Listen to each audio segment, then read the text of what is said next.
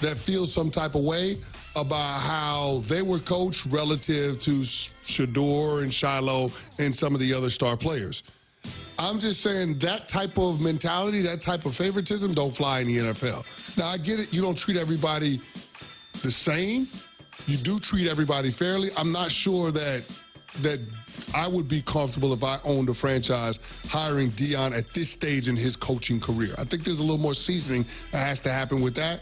But for Shador Sanders, I absolutely think that he's going to be a franchise-changing quarterback if he lands in the right circumstance. Next one, Pat. Penn State's not going to fire James Franklin, and I think it's crazy that people think that they should. They're super relevant every year. They're going to make the CFP this year, and it's bizarre to me that people pretend like Penn State is a school that has this tremendous history of winning. They won 2 titles 40 years ago. Like, this is who Penn State is as a school. They're relevant every year, and they're not going to fire James Franklin. You know what's interesting? Last week or a week and a half ago, whatever it was, James Franklin was at a press conference, and he was asked a really serious question about a serious accusation about a former player or two. And he physically removed himself from the podium instead of answering the questions. He should have taken that approach on Saturday when fans were yelling at him walking off the field. Just keep walking. Remove yourself from that. You should have responded to the media asking you questions and not responded to fans heckling you on the way out of that Ohio State game where you can't, I mean, you don't win against good teams. Smalls, you brought up the stat about Mike McDaniel against good teams. James Franklin, 1-10 against Ohio State, 1-9 against top 5 teams. But what do you get by firing him? I'm not suggesting you should fire him. I'm saying he made a mistake in interacting with the fans like that. Feels Cowboys-like. Are you ready to unleash the beast? Monster Energy is here to give you the edge this college tailgate season. Loaded with bold flavors, our powerful blend gives you the energy you need to push you beyond your limits. Tune in all season long with Monster, the energy drink of ESPN Radio College Football Tour. Power your performance with a drink that's as hungry for victory as you are. Crack open an ice-cold Monster and dominate your competition. Monster Energy. Unleash the beast. Grab yours today.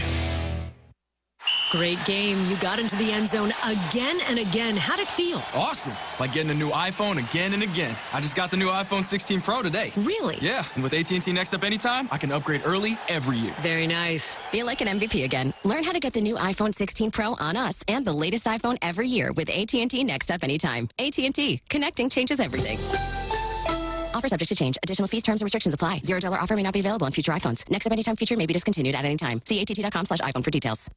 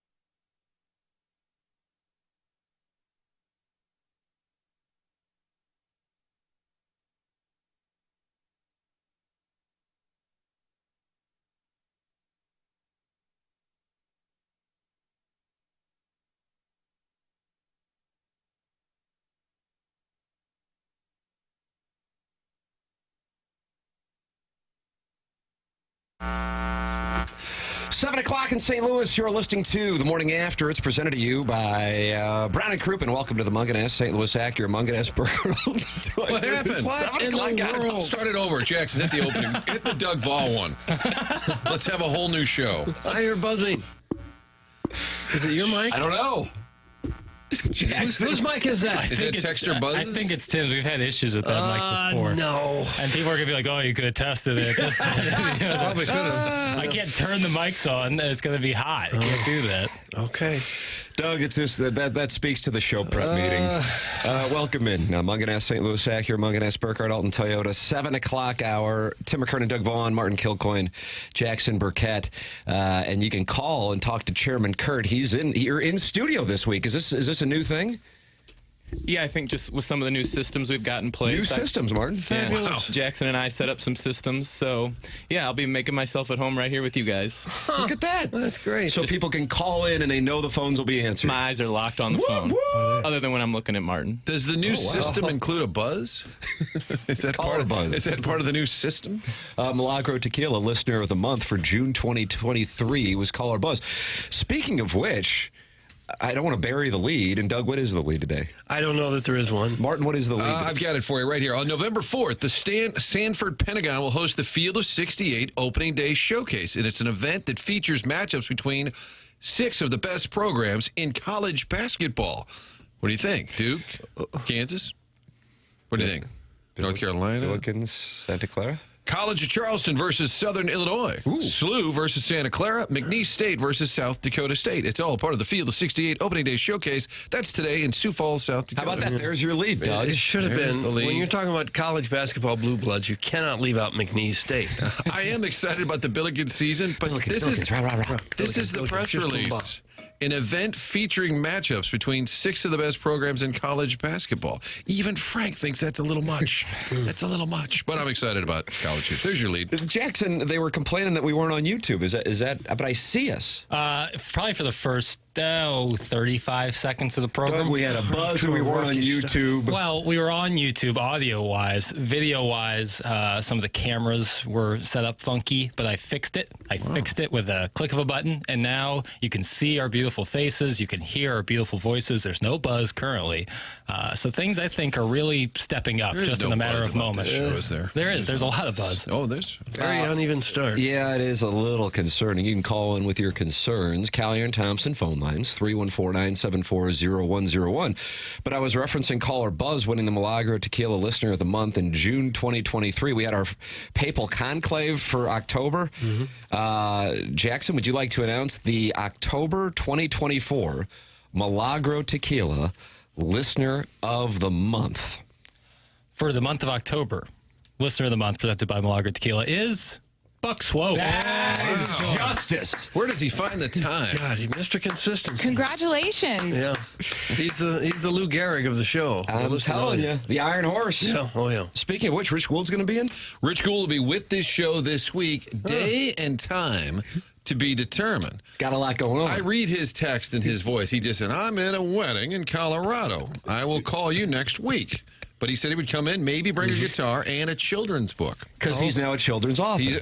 There's a snake down there is the name of an emailer of the day, as well as Rich Gould's children's book. There's a snake down there. I'm afraid that might frighten the children. No, it's a true story, something he dealt with his grandma. It's a true story. I'll let him explain. Okay. Oh, wow. I didn't know that part. Do you know Nick Sirianni, the Eagles coach, is a friend of Rich Gould's, and he tweeted out a picture reading the book? It's a true story.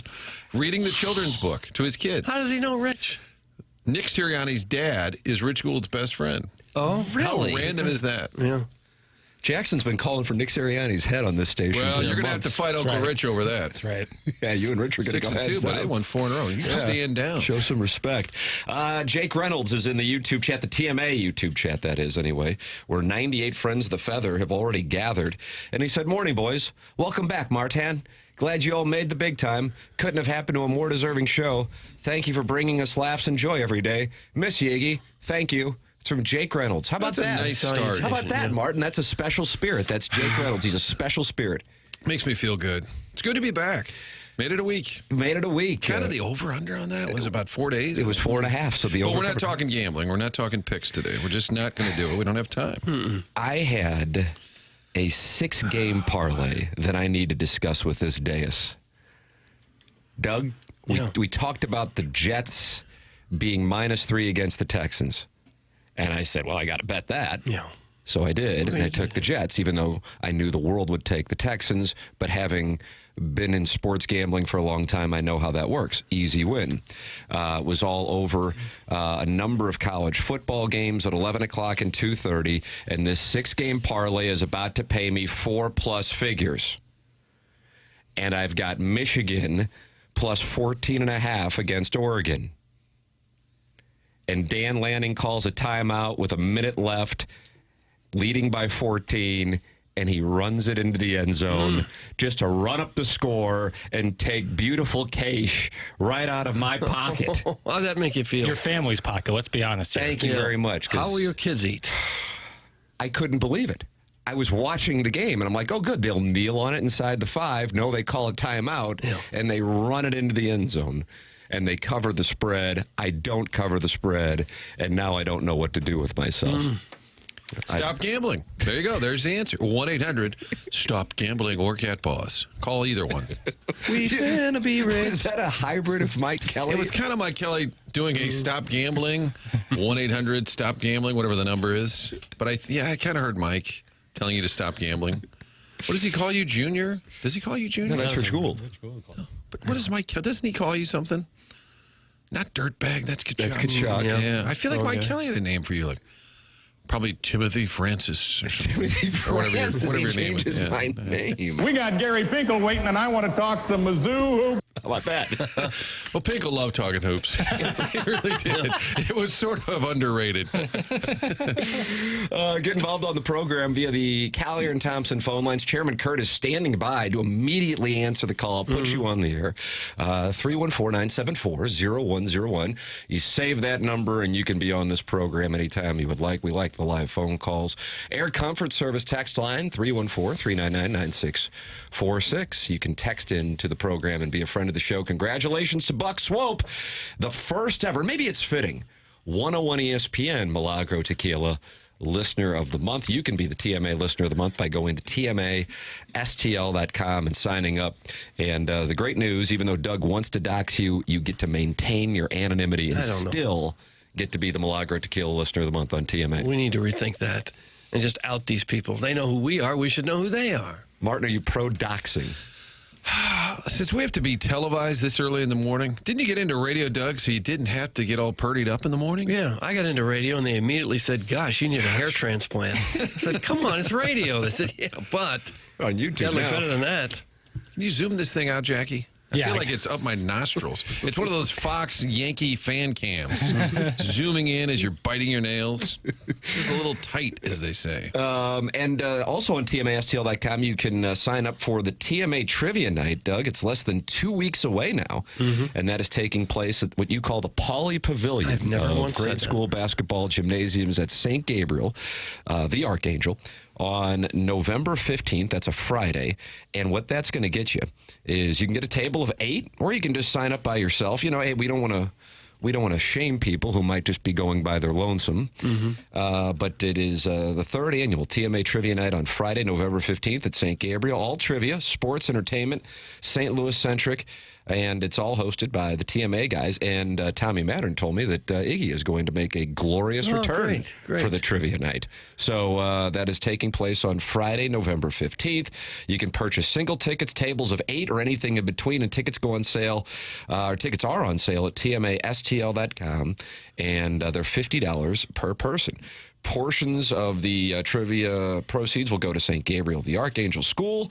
Tickets will include food from Heavy Smoke Barbecue, plus beer, canned cocktails, and seltzers from Show Me Beverages while supplies last. Please drink responsibly, but please feel free to bring your own food and beverages as well. The doors open at 6:30, events at 7:30. It's a trivia night with TMA, our 3rd annual one, and $50 gets you your barbecue, your beer, and your seltzers. Plus, you can bring your own food and drink and just hang out on Friday, November 15th at St. Gabriel the Archangel. Behold the banners. Behold it. It's more like the Chaffetz Arena. Thank you. because there's some students who stay 2 or 3 years longer than what you think they should. Oh, it's kind of like a serious charge. Jimerson sort of thing. You're lucky you're not going to be here on Thursday when Josh Schertz is in studio with me and Martan. Yeah. How about that? He's coming in for the hour, 9 o'clock Sioux hour. Falls and this show all in 1 week. Big week for the Billiken head coach. Looking forward to that.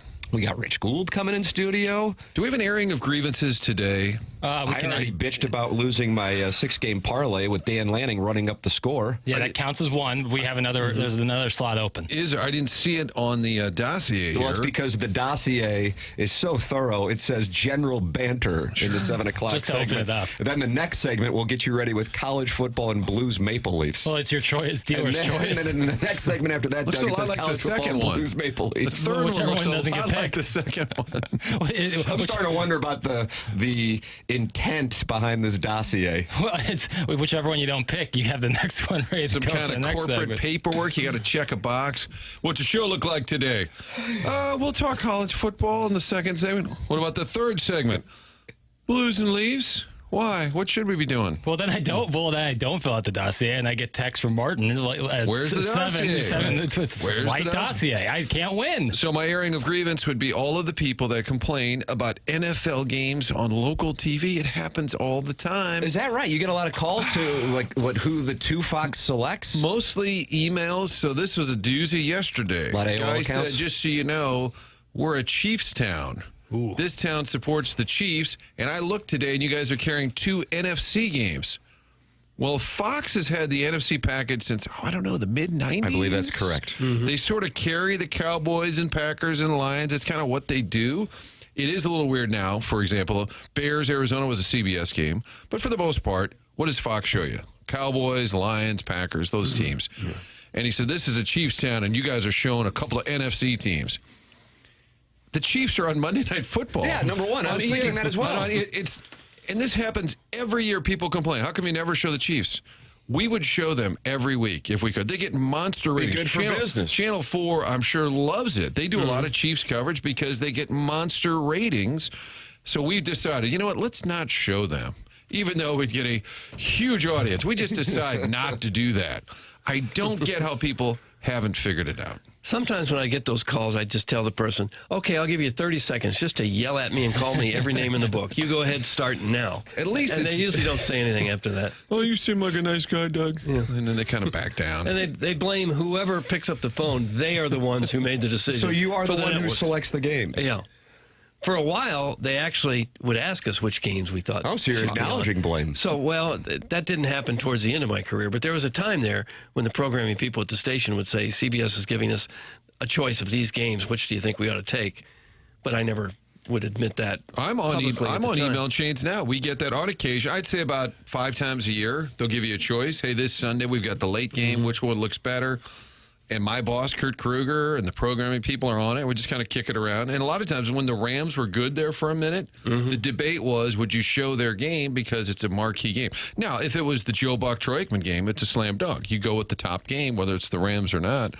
But I'm just shocked that people can't even look in the, the Chiefs don't play right now. You're not showing the Chiefs. Well, they're playing tomorrow night. Do you see more Chiefs merch around town right now or Cardinals merch? I go across the days. Jackson, we'll start with you. You're the youngest and the cutest. Thank you. Cardinals, but that number is getting less. The margin is tighter and tighter with each day. Martan. Time of year, I think, is a factor. Like it's kind of football season. Baseball season ended, mid-July?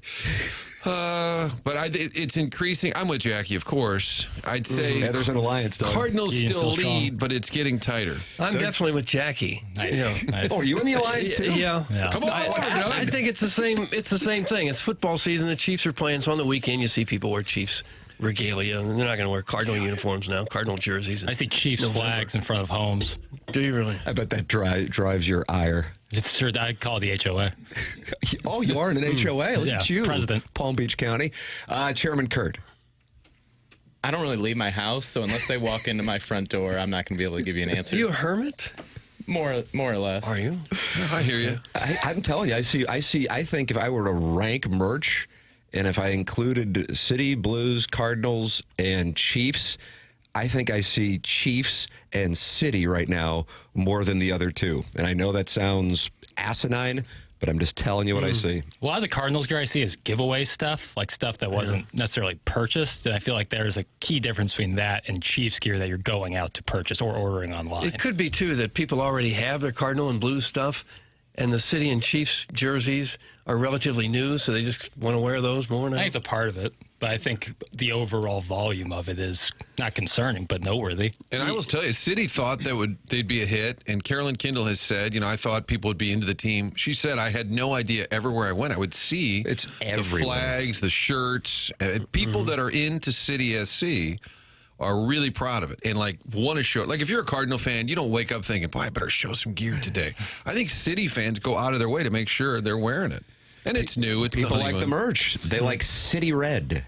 A guy who's got all the jerseys probably is Seth Goldcamp because he's got all the answers. How about that, Martin? Wow. We're getting into cold weather season, and if you turn on that furnace someday this week, maybe, and it's not working right, the name you need to know, of course, is Design Air Heating and Cooling. They will get out to your house, and I mean toot sweet. It's a fourth-generation St. Louis business. Seth Goldcamp and his family have served over tens of thousands since 1904. They've been in business. Longest-running TMA supporter and advertiser on the show. Best known for their honesty and going above and beyond. I've had Seth Goldcamp and some of his technicians out to my house a couple times. They just do great work. They get there right away, and they've been around so long. Most of their technicians have been there for many years. They know exactly what they're doing. They'll take great care of you. They'll never upsell you, try to sell something you don't need. They'll give you just what you need. That's how they train their employees. Their reputation is taken very, very seriously. Their website, easy to navigate with convenience of online scheduling now. For all your heating and cooling needs, choose Design Air Heating and Cooling. Find them online at designair.net. That's designair.net. Sponsor of our email of the day, the morning after at InsideSTL.com. Guys, I'd rather watch the NBA than the MLS. That's from Harrison's brother, Master Jackson, and Harrison's brother, Master Sideways. I guess you take wins wherever you can get them. So that's you and him having a similar take then by accident. Yeah. Even though he was trying to insult you. Result similar, process different.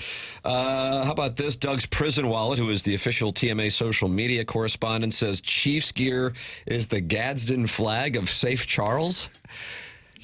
I got to look that up. Gadsden flag. Even Dennis Miller's a little lost on that one. Is that code for something? I don't follow the reference, but he is the TMA social media correspondent, so I have to respect it. Why do you hate the Battlehawks, Tim? I have a Battlehawks needlepoint belt because FU Stan, that's from the Warson Woods Wacko. And Mr. Licks, his nemesis, says, at my kid's CYC school, it's all Chiefs gear all the time, even during baseball season. That's from Mr. Licks. The Gadsden flag features a rattlesnake in the words, "Don't tread on me." It's a symbol of American resistance, tyranny, and oppression. Yeah, I have multiple in my home. There you go. Gadsden flag. So the Chiefs jersey is the Gadsden flag of St. Charles? That's what Doug's prison wallet is saying? That makes sense. Okay. Don't tread on me because I'm a Chiefs fan? I guess. Stop it with your tyranny. Don't mess with me. Mm-hmm. I think the Chiefs would have been popular no matter what with the Rams leaving. It's just sort of a natural thing. But the fact that they have Mahomes and that they're the best team in football, it's just taken it to a whole nother level. I mean, the Chiefs were big in the 90s when the Big Gunther Cunningham. Well, I mean, when the Big Red had left, when Joe Montana, Marcus Allen. That window there, like early 90s when there was no NFL, I think a lot of folks did get on board. You boys just wait till the WNBA St. Louis team comes here. It'll overtake the market. That's from Not the Happy Days Potsy. Oh, we should name. What should that name be? Name the team. Jackson probably already has thought about it. You got Lynx. You got Sun. I saw a guy suggest the name should be the Rhythm, so they'd have the Rhythm and Blues in St. Louis. I like that. I like that a lot. You're on board with it. Sure. I like sports teams that don't have an S at the end of it. Miami Heat, Minnesota Lynx, Orlando Magic. Orlando Magic, yeah, I think that's more fun. I still think if the do you think that's how much more fun is it really? It's just unique. I still think if an NBA team is to come here, their only option name-wise is Spirits of St. Louis. We've already done that. I know. Run it back. Those are great uniforms. Run it back, They were good uniforms. Yeah. Great uniforms. Great name. It's not St. Louis Spirits. It's the Spirits of St. Louis. Okay, that's outstanding. Yeah, it was good. The Blues have tried hard with that Rhythm and Blues slogan. They do that a lot at the stadium. Rhythm and Blues. Did you know that was a Blues slogan? Rhythm and Blues. It's a lot of their videos in the game. There's a whole promotional thing called Rhythm and Blues. Oh. So they're getting ready for the WNBA team. I don't think they were aware of Jackie's take on the WNBA, but Rhythm and Blues. John Scorer says in the YouTube chat that the WNBA team could play at St. Gabriel's. That's not a bad idea. They're not playing at St. Gabe's. Chaffetz. Because it's hollowed ground, that's why. We're playing at Chaffetz because Richard Chaffetz is part of the group trying to get it here. Get some good calls, though. He did tell At me St. Gabe's, yeah. You didn't know the outcome before they ever played the win game. every game. Caitlin Clark drops 60 and they lose on a late call. Exactly right. Fungo saw something he didn't like, blew the whistle. Hey, it's 7:19 in St. Louis. Time check brought to you by Clarkson Jewelers. Jackson, what's coming up in this dossier? Well, it's your choice. It's dealer's choice. College football or Blues and Maple Leafs. I had to look for a second, make sure they were playing. Yeah, with that kind of tight schedule, how could we not have guidance? I do know that Chris Kerber is going to be with us, and Gabe DeArmond is going to be with us. Gabe DeArmond brought to you by James Carlton. That comes your way at 9 o'clock. Chris Kerber on the Blues win. Craig Berube's return, but Broberg's injury, that could be a real problem for a team that's already dealing with it. Kerber will be with us at 8:15. Tim McKernan, Doug Vaughn, Martin Kilcoyne, Jackson Burkett, Chairman Kurt, sitting ready to take your calls. I mean, he's just waiting for you. 314. Are you begging? 974. Begging for calls, guy. Mm-hmm. I want Janet back. I'll be honest with you. That's where I am. I like Cards Nation 95. I like that guy too. Yeah, Pigpen. Yeah. I want new friends of the show, and as well as guys like Caller Adam, who Doug says is his favorite caller. I don't care for him. No. 314-974-0101. Collier and Thompson phone lines. This program is called TMA. It's presented to you by Brown and Crouppen. We're in the Munganess St. Louis Acura, Munganess Burkhardt Alton Toyota 7 o'clock hour here on 101 ESPN.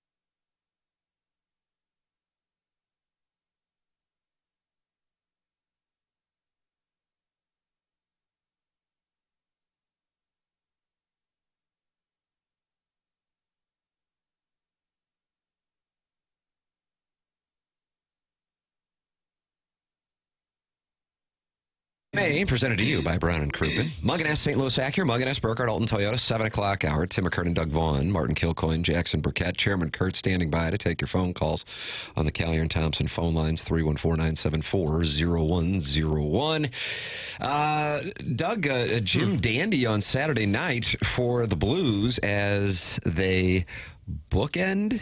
You like that? No, bookend? don't say bookend. There are two games against the Leafs this year with victories to counter the 3-game losing streak against the best in the East, the Canadiens, Senators, and Flyers, and then you beat the Cup-contending Leafs and Craig Berube on his return, and that's wonderful, and it was a thrilling game. Fights on a Saturday night. They were feisty. But I kind of feel like the lead is Broberg. Do you agree with that, Martin? Because you're negative? You like the negative? That's probably negative the reason. But with already the situation with Thomas and how well Broberg's played, they haven't given an update. I would imagine we'll get it today, but that looked real concerning. And not just on the Blues broadcast either. I was watching the highlights on Sportsnet, and they're like, oh, boy, that looks like that could be a major problem for a team that's already dealing with injuries. And Bannister even said, in speculating, he said, well, it's a loss, whether it's a day or 2 days or 2 months. And I'm like, whoa, he just said too much. I think he accidentally said too much guy, and he let it out there. I think, it's a bad injury, bad timing. The guy's been great. I mean, arguably one of their best players. Thomas is out, Kapanen's out, Leddy's out. I mean, they do have a massive amount of injuries. However, they seem to have Toronto's number of all the teams that you can beat twice within a week and a half and really dominate 9-3 cumulative score. I mean, I don't think it's just, hey, we're playing our old coach, Berube, but you wonder if that's part of it, because how do you explain being as bad as they were and then sweeping the Leafs? That's a good squad, Doug, in Toronto. It was. The Blues are feisty. I'm not sure they outplayed them very much. They outscored them. They were outshot like 37-23. Bennington was very good. But the Blues were feisty at a couple of fights. Braden Shen and Buchnevich both just beat the stuffing out of the Maple Leaf players. Was falling, and then Shen lends that shot and was like, ooh, cats and dogs. I half expected Berube to jump over the Toronto bench and start challenging Blues players. All right. Let's go. I'll have a run in with you.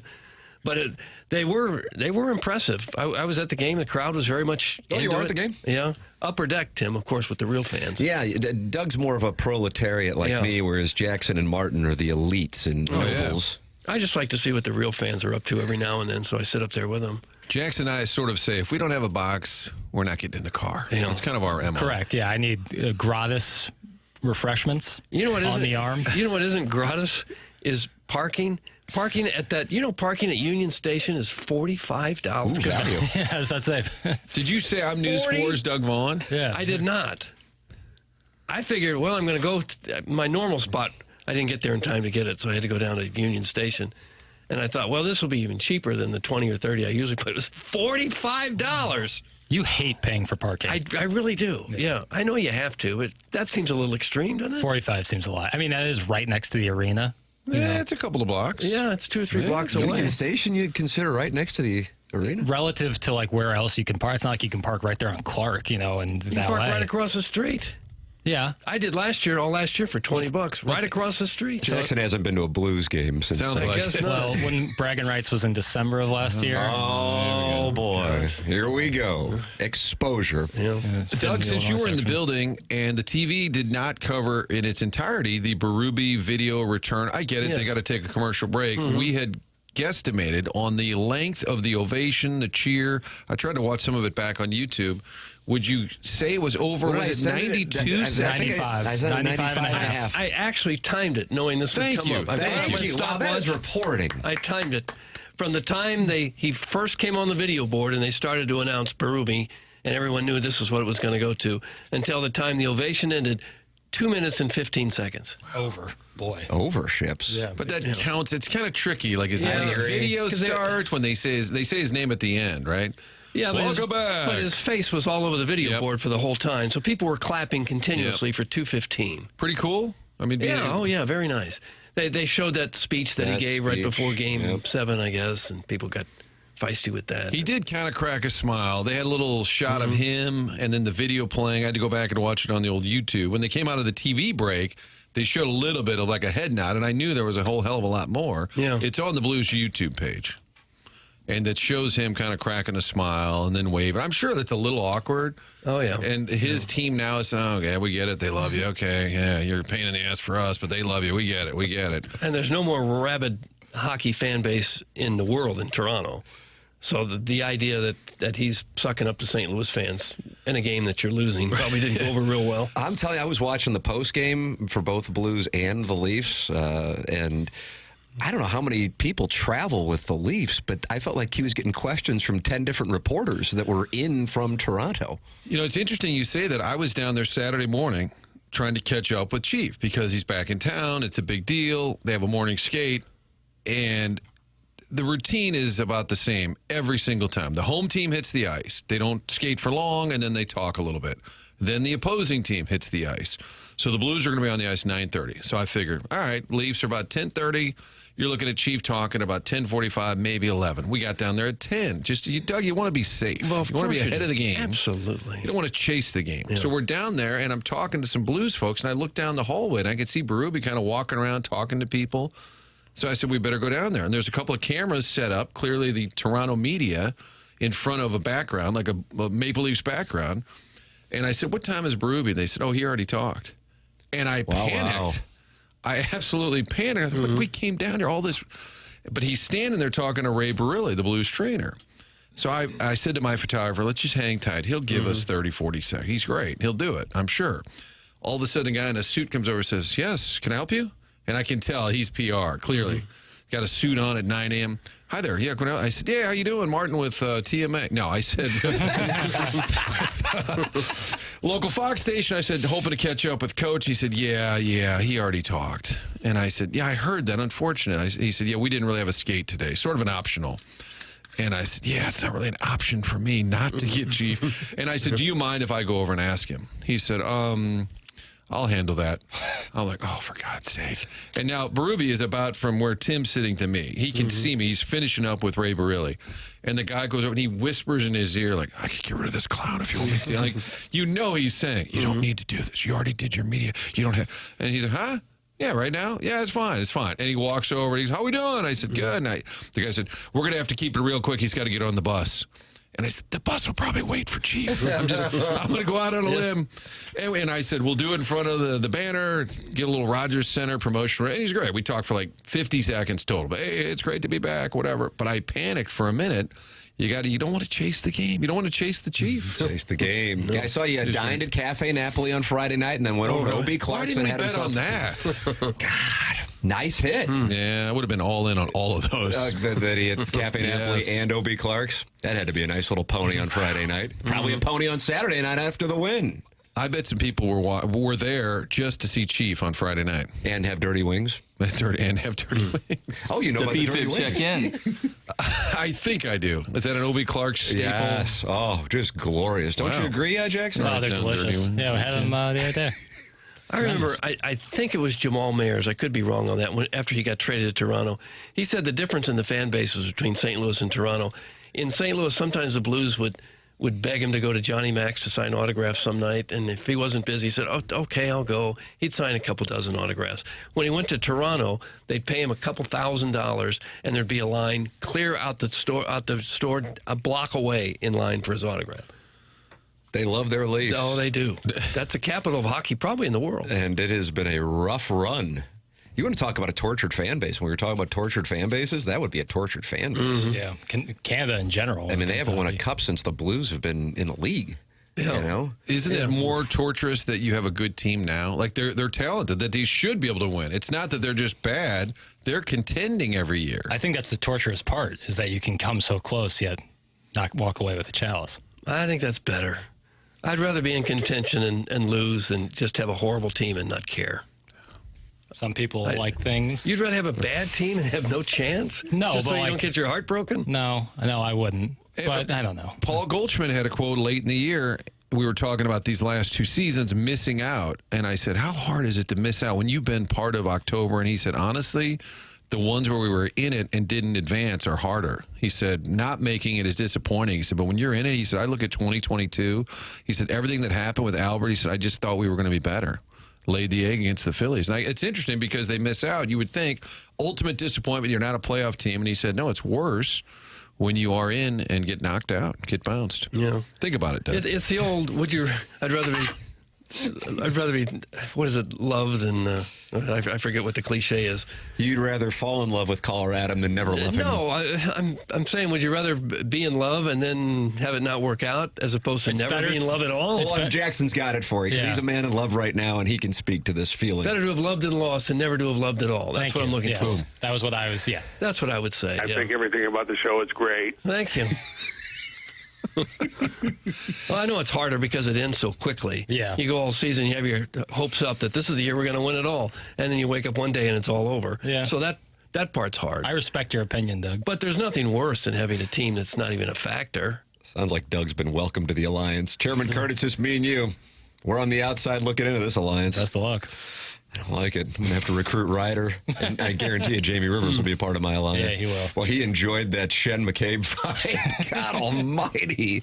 That guy, I don't know if Shen necessarily lit him up and caused him to fall. I think he slipped, but as he was going down, Shen lands the right. And I'm just like, ooh, cats and dogs. Cats. And then there's Buchnevich. Wow. Yeah. How about that? Yeah, they won them both in a big way. Yeah, in a major way. Get involved on the program. You are welcome to do so by watching on YouTube. where plenty of Friends of the Feather have gathered. 226 on the TMA channel are in there, and they're talking it over. And you can watch on the 101 ESPN channel as well. You can call in and get live on the air by going to talk to Chairman Kurt. Callier and Thompson phone lines 314-974-0101, and compete in the Design, Air, Heating, and Cooling email of the day, the morning after, at InsideSTL.com. Per the dossier, which is a living, breathing document, just like our Constitution, Doug. Hey.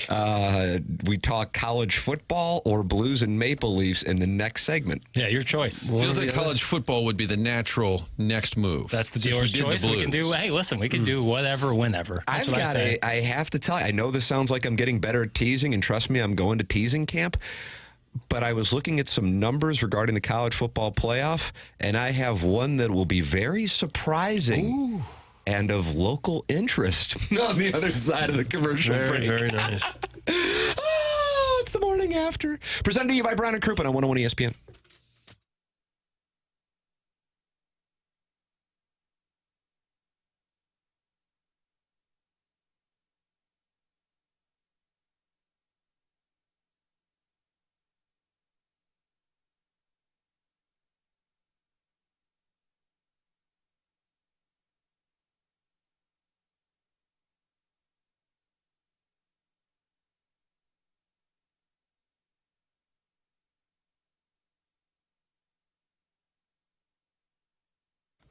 I was at Schnucks on Sunday loading up. Maybe I should have waited. Coming up this weekend, the Deals and Steals are back. A 3-day special on all your favorite items. Deals and Steals. That's coming up. That'd be a great. Was that hosted by Howie Mandel? Deals and Steals. This Thursday, Friday, and Saturday at your neighborhood Schnucks. All sorts of great savings, including Smithfield Bacon, 12-ounce package, $2.99. Limit 3. Folgers Coffee. Load up. All varieties. $7.99. Limit 3 as well. Schnucks having another special. Big 3-day sale. Red hot deals. The Schnucks Deals and Steals 3-day sales is later this week. You already know about the rewards, the app. You're saving money when you go to Schnucks. The price of groceries, that's a tough deal these days. Save money with Schnucks Deals and Steals this Thursday, Friday, and Saturday. Big money off on all your favorite items, including the ones mentioned previously. Stop by Schnucks, download the rewards. They know what you like to buy, and they'll make sure you're getting special savings. This Thursday, Friday, Saturday, it's the Schnucks Deals and Steals.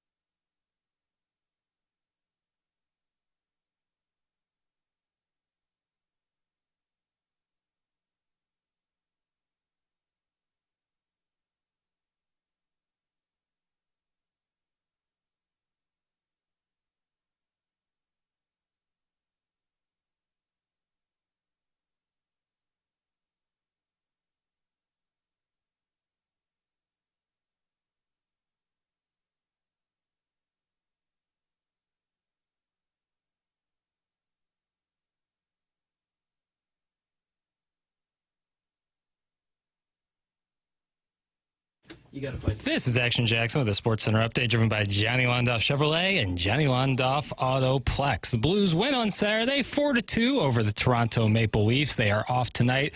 Taking on the Lightning tomorrow. You can catch that right here on the home of the Blues, 101 ESPN. Pregame at 6 p.m., puck drop at 7 p.m. Tonight on 101 ESPN, Monday Night Football, you get Chiefs versus the Buccaneers, a little Super Bowl rematch. Pregame at 6:30, kickoff at 7:20. That was another Sports Center update driven by Johnny Londoff Chevrolet and Johnny Londoff Autoplex. See them at Londoff.com. Chevy, together we drive. Are you kidding me?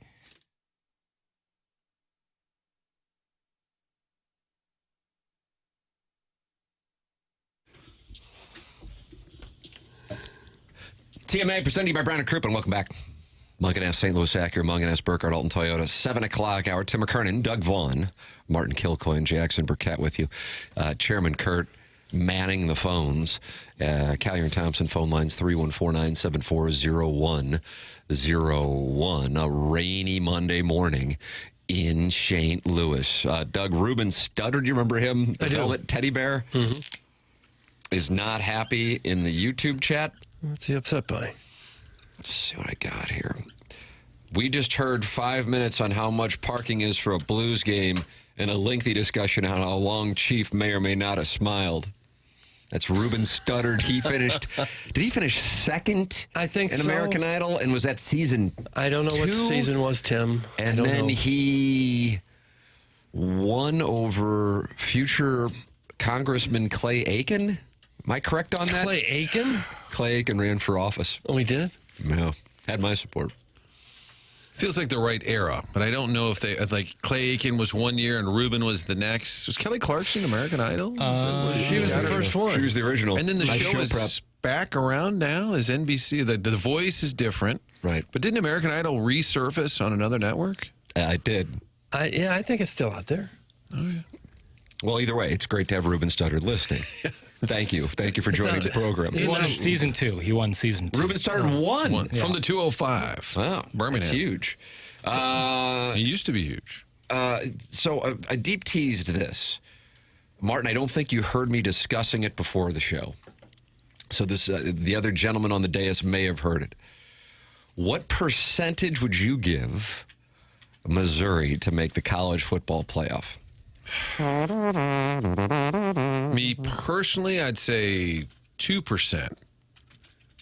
What are the numbers on ESPN.com showing? 5%? 6.5%.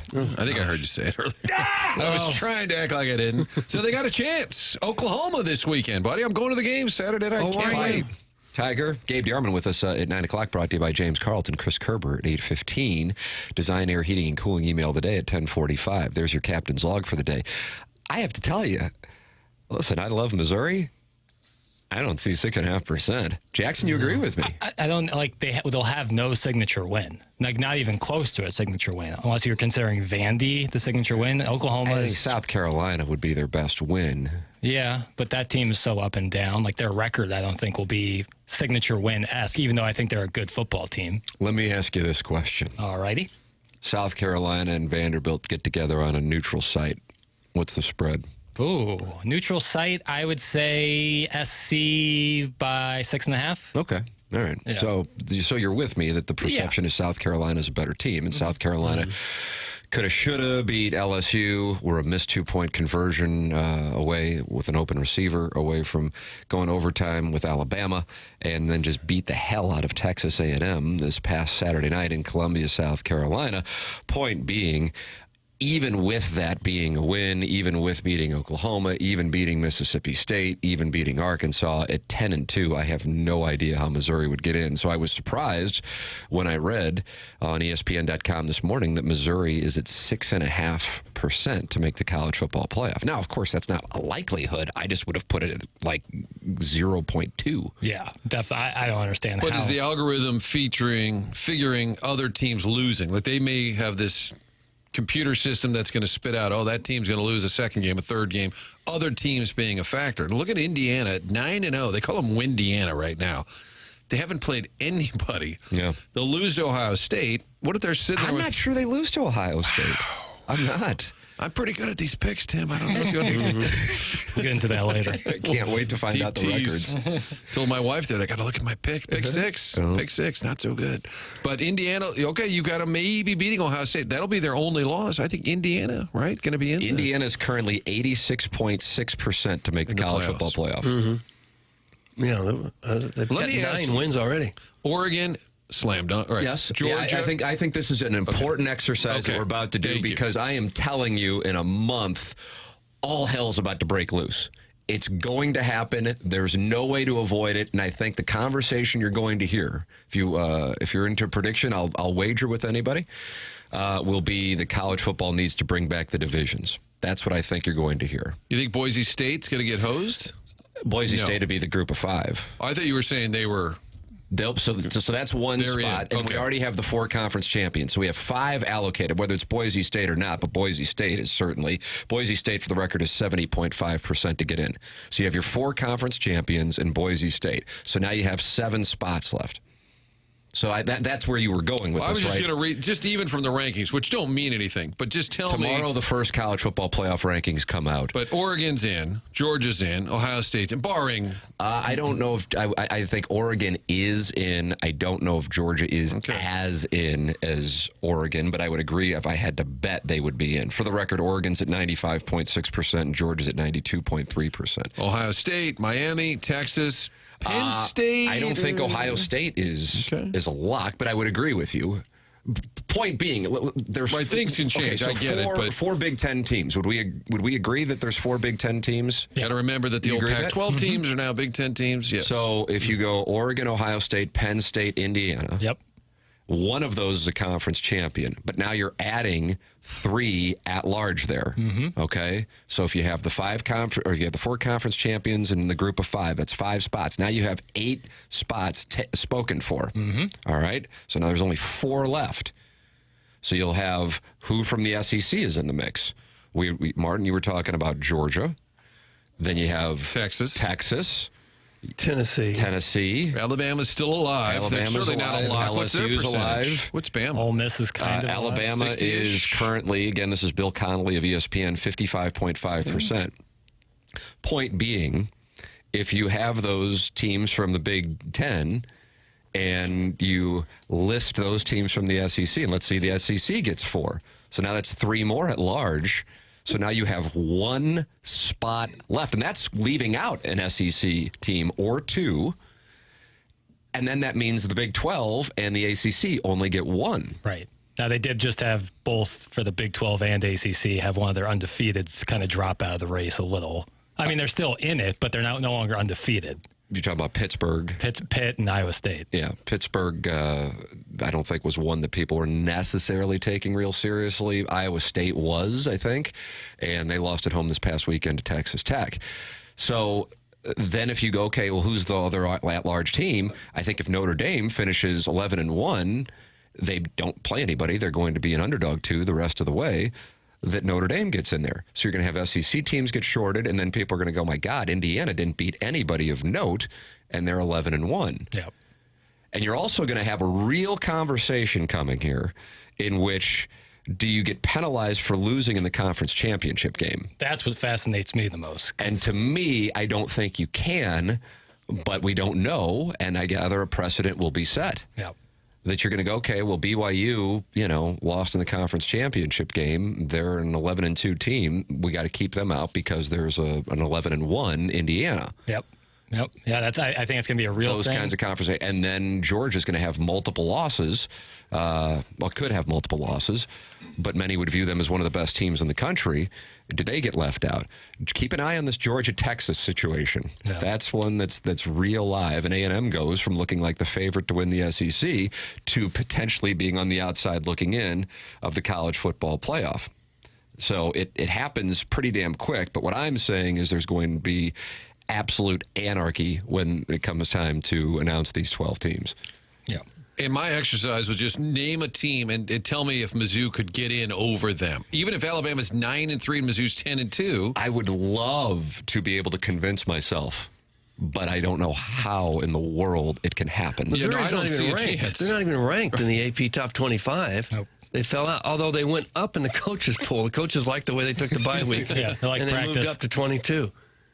Mizzou, it just doesn't have it this year. It's a pipe dream to think that this is a playoff team. They're not. Right. It's shocking and they that may they're not even even have their quarterback. The fact that they're even alive percentage-wise. My point is, look at all those teams. Who are they getting in over? And I realize teams still have some losses to come.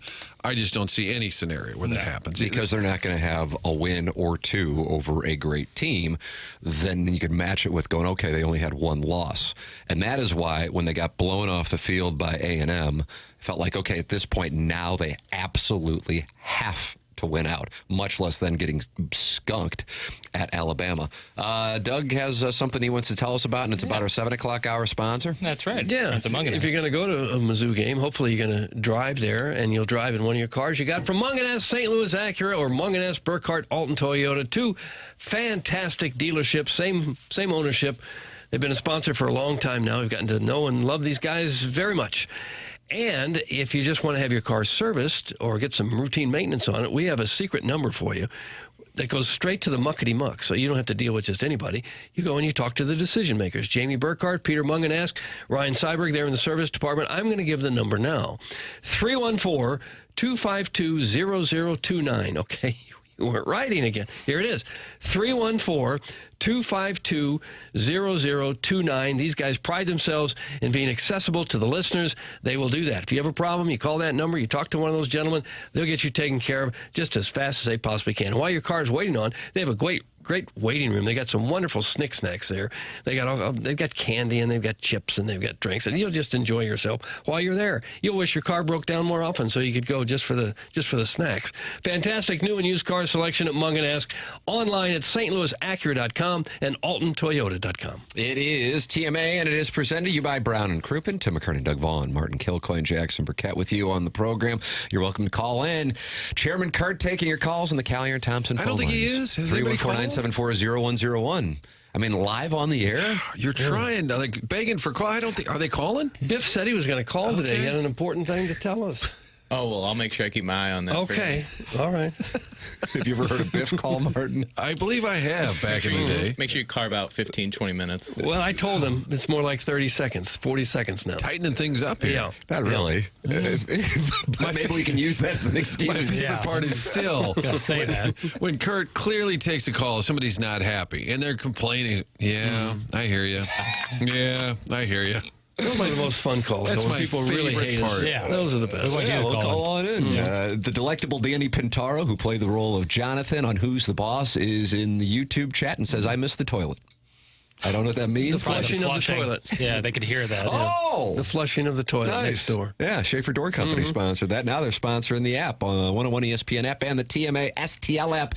Don't forget, TMASTL.com is where you can register to put your table together for TMA Trivia Night, which is a week from Friday. Go to TMASTL.com. It's at St. Gabriel's, $50 per person. And that gets you all your heavy smoke barbecue and all of your libations as well, including beer, seltzers. Go to TMASTL.com, put your team together. All trivia, sports, entertainment, St. Louis-centric, and a TMA round thrown in there as well. It's all hosted by us here on the program. It's at St. Gabriel's, the third annual TMA Trivia Night on Friday, November 15th at St. Gabriel's, starting at 7:30. Get your table together by going to TMASTL.com. You can sign up for as few as one ticket or a table of 8 or anything in between. The ticket includes food from Heavy Smoke Barbecue plus beer, canned cocktails, and seltzers from Show Me Beverages while supplies last. Please drink responsibly, but please feel free to bring your own food and beverages as well. It is TMA Trivia Night a week from this Friday at St. Gabriel's. Sign your table up right now at TMASTL.com. Tim McKernan, Doug Vaughn, Martin Kilcoyne, Jackson Burkett with you. This program is The Morning After, and it airs on 101 ESPN.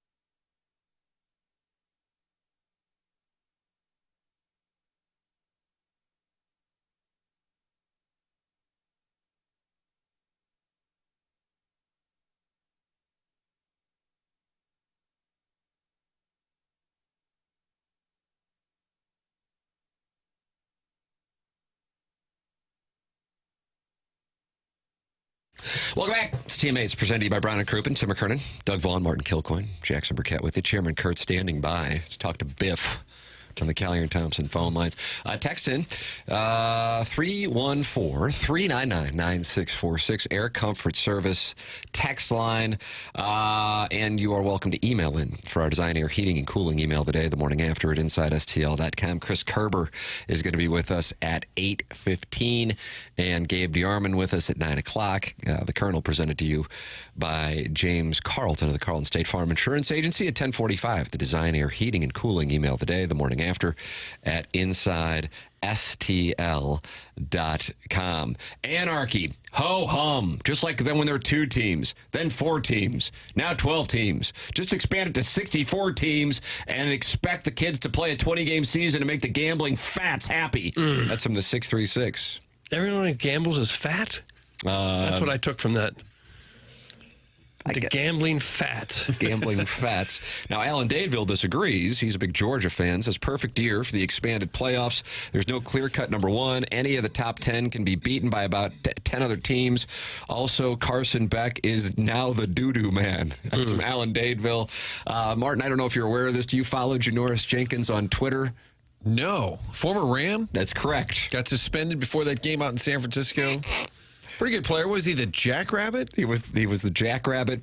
He is not a fan of Giants quarterback Daniel Jones, and he will oftentimes live tweet Giants games, and he will not call him Daniel Jones. He calls him the doo-doo man. Yeah, Dan, the doo-doo man. Yeah. I don't think he's wrong. And then we have more on that later in the program. Oh, wow, a Daniel Jones deep tease. Well, no, we had another former player go against up their former quarterback, very much like Mr. Janoris Jenkins. Oh, wow. Yeah, more on that later. Wow, more on that later. Yeah. Why can't we have it now? More on that later. Can't guard Mike had some thoughts on Derek Carr. We'll get into that a little More later. on that later. Much like the news anchor when you say, Doug, and the Super Bowl is coming up on Sunday. Well, we'll see what happens. And the Cardinals open spring training. Well, we'll see what happens. It'll be interesting to see how that plays out. Yeah, we'll see what happens. More on that later. Bingo. More after this. Every announcer. There'll be more after this. Much more. Much more. Go to our website for more. Only the winners who gamble are fat. The losers can't feed their kids. That's from the 618. Yeah. Somebody not excited about Amendment 2. So is the fat happy then because they're winning, so they've got the money? Are they bragging that they're one of the fats? They just keep eating.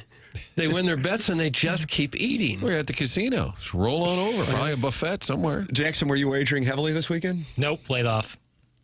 After that Thursday night first quarter debacle. Something about this slate and everything about it felt fishy, and nothing about it went the way I thought it would, so I'm glad I laid low. I did not wager at all. Is that because you had bottle service at Wheelhouse?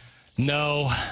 Usually when I do that, I like to lay a lot of first touchdown scorer parlays, like 8-leg first touchdown scores. I'm looking to recoup all that bottles loss, but I didn't do that this weekend, so I just lay low gambling. You know what I want to write down? Janoris. You guys want to? Let's see if we can get Janoris. That would be outstanding. I think the great artist Twyman might be able to assist. Is that right? Well, I'm not saying it'll happen, but I'm going to try. I'm writing it down. Okay. Well, Tiki, are you coming back to football because you miss it, or are you coming back to football because you just had a big failure in broadcasting? Not a great question. Not a Tiki great Barber question. take that one. How did Tiki handle Because it? that's not fair. Well, it got a little contentious from that point forward. He goes, well, I don't think that's very fair, Mike. And he's right. It wasn't fair. I was supposed to have Tiki Barber as a guest. Mo Drummond and I filled in for Dan Patrick one year. And is that right? And Really? Dan was on vacation, and so the great Paul Papps, the producer's in our ear, and he says, next segment, Tiki Barber. So I say, when we come back, we'll talk football with Tiki Barber. Coming right out of the break, and he said, okay, he had to cancel. And so we came on the air, and I said, yeah, figures. Got the scrubs filling in for, they don't want to come on the show. They probably heard, who are these clowns in St. Louis? And I do this whole shtick about how he wanted no part of our show. And Paul Papps said, actually, his daughter's sick, and he had to take her to the doctor. Oh, gosh. Oh, thoughts and prayers? Sorry. T's and P's. Cards Nation 95, who is a friend of the program, called in. He is in the YouTube chat and says, we are the ugly stepchild, face it. And he's in the 101 ESPN chat, and I think the 101 ESPN chat feels like they get ignored versus the TMA STL YouTube chat. And that's, that's just not fair. Jackson happens to have the TMA STL chat up there. So there's 94 people in the 101 ESPN chat, and then there's 254 in the TMA STL chat. So I just go where there's the more volume. Yeah. But it's really your job, Tim, to be fair and balanced. And nobody does it better as far as his dad said. Thank you. I would say, Timmy, just read the 101 YouTubers every once in a while. It would be good for them. People from St. Louis suck. Okay, stop it. Is there context on that? I think they were going off on Doug about some. Yeah. Okay. One of them called me. I think they're calling him a They called me ravioli. ravioli head, and it hurt. When something like. Jackson, are you not on the microphone? Shut up, ravioli head. There it was right there. Sorry, I was trying to find the drama. I think that might have been a Cardinals-Dodgers playoff series. Yes. L.A. Matt Money Smith. Yeah. I think that's Petro and Money. He's the voice of the Chargers. Money is? Yeah. And Petro, it was a former VGK. USC tailback? No. Papadakis, yeah. George Papadopoulos? I think, no, not George Papadopoulos. He adopted Webster, Emmanuel Lewis. Petro was on the call of the Boise State win on Friday night. Another example of teams that are feeling like they might be on the borderline, just running up the score. This could be a big November for the favorites in gambling. And Doug, keep an eye on it. We might get paid in November. They got a Heisman candidate they want to run up to New York, so they're probably going to do as much as they can with him. Yeah, they do. Speaking of which, with Amendment 2 on the ballot tomorrow, how quickly would we be able to wager in Missouri, assuming I can now 86 my high school bookie? I'll look that up in the break, and then we'll get to it on the other side. Oh, wow. We asked Chris Zimmerman that. He didn't know. Well, that was for the Blues, if they would have, like, something set up inside the enterprise. You're saying how quickly is it legal and accessible? Right. I remember when cannabis was legalized, it was like they were opening up in like end of January, early February. Oh, don't tell me that, Jackson. Well, that's Doesn't how feel I like remember it'll be it. That's how I immediate, does remember it. I want to be able to have a 10-game parlay, and I can place it This from weekend? my home. Yeah, Yes. I wouldn't bet on that. With Missouri, Oklahoma under featured in every leg. All right, we close out the 7 o'clock hour at 8:05. That is a TMA tradition. Munganess, St. Louis Acura, Munganess, Burkhardt Alton Toyota, sponsor of the 7 o'clock hour. This is TMA. Chris Kerber is going to join us at 8:15. We are on 101 ESPN.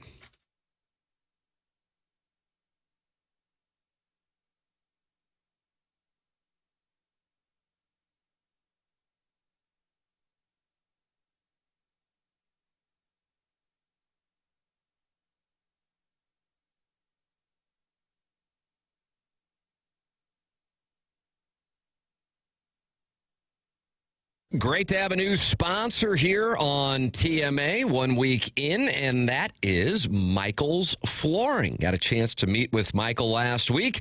Michael's has been family and locally owned for over 30 years, but here is the main message that we want to communicate to our audience.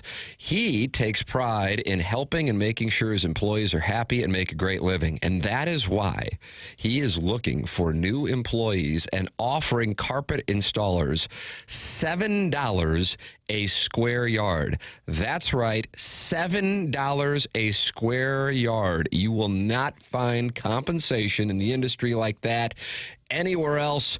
Michael's Flooring is offering $7 a square yard to carpet installers. You can find out more about the opportunity by going to igotfloored.com. Michael is passionate about his industry and passionate about finding new people to work with him, and that is why he is offering carpet installers $7 a square yard. If you're interested in working with Michael at Michael's Flooring, go to igotfloored.com.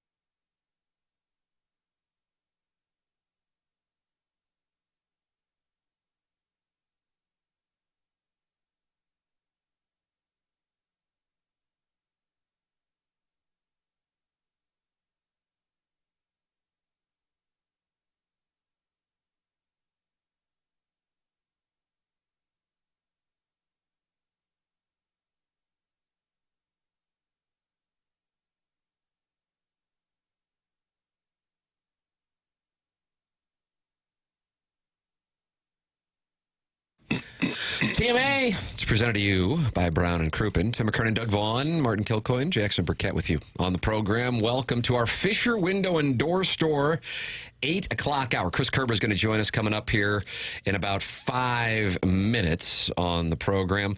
I can't wait to talk about this situation in State College. We got a wide variety of topics with audio from Pennsylvania this weekend. Mm-hmm. And I loved what Jason Kelce did. It was my favorite thing over the weekend, as a matter of fact. Scott Van Pelt, favorite thing you saw over the weekend. Oh, was it really? It was his thing? I don't know. I was just referencing that. Like this is Tim's version of SVP's favorite thing he saw. It was Jason Kelce. It was like, oh, trolls now who like hang out on social media think that they can go up to guys who are going to be in the Hall of Fame in the NFL. It doesn't go well for them. Yeah, I like what PFT commenter of Barstool said. He says, you never mess with a man who has an open beer in one hand and an open case of beer in the other. He was just looking. What was he doing by himself, just walking along? That's kind of him. I think that's him. He's like amongst all the people. He was at Happy Valley before the Penn State-Ohio State game. And, Jackson, you got the audio here? I sure do. The audio is a little touch and go because it's a cell phone recording. Touch and go. It's you should have fixed it. Well, hear the important in stuff. the background. Kelce. Hey, Kelce. Kelce. I feel your brothers are Kelce, can I get a fist bump? Kelce, can I get a fist bump? Spiked the phone. Oh, I loved it. Yeah. I felt a soft cow coming on. Yeah, you're going to say something so gross to fella somebody. Yelled, hey, your brother's the F word. Rhymes homosexual with slur. Yeah. For dating Taylor Swift. Which makes no sense. Right. Logically. Maybe political. I don't know.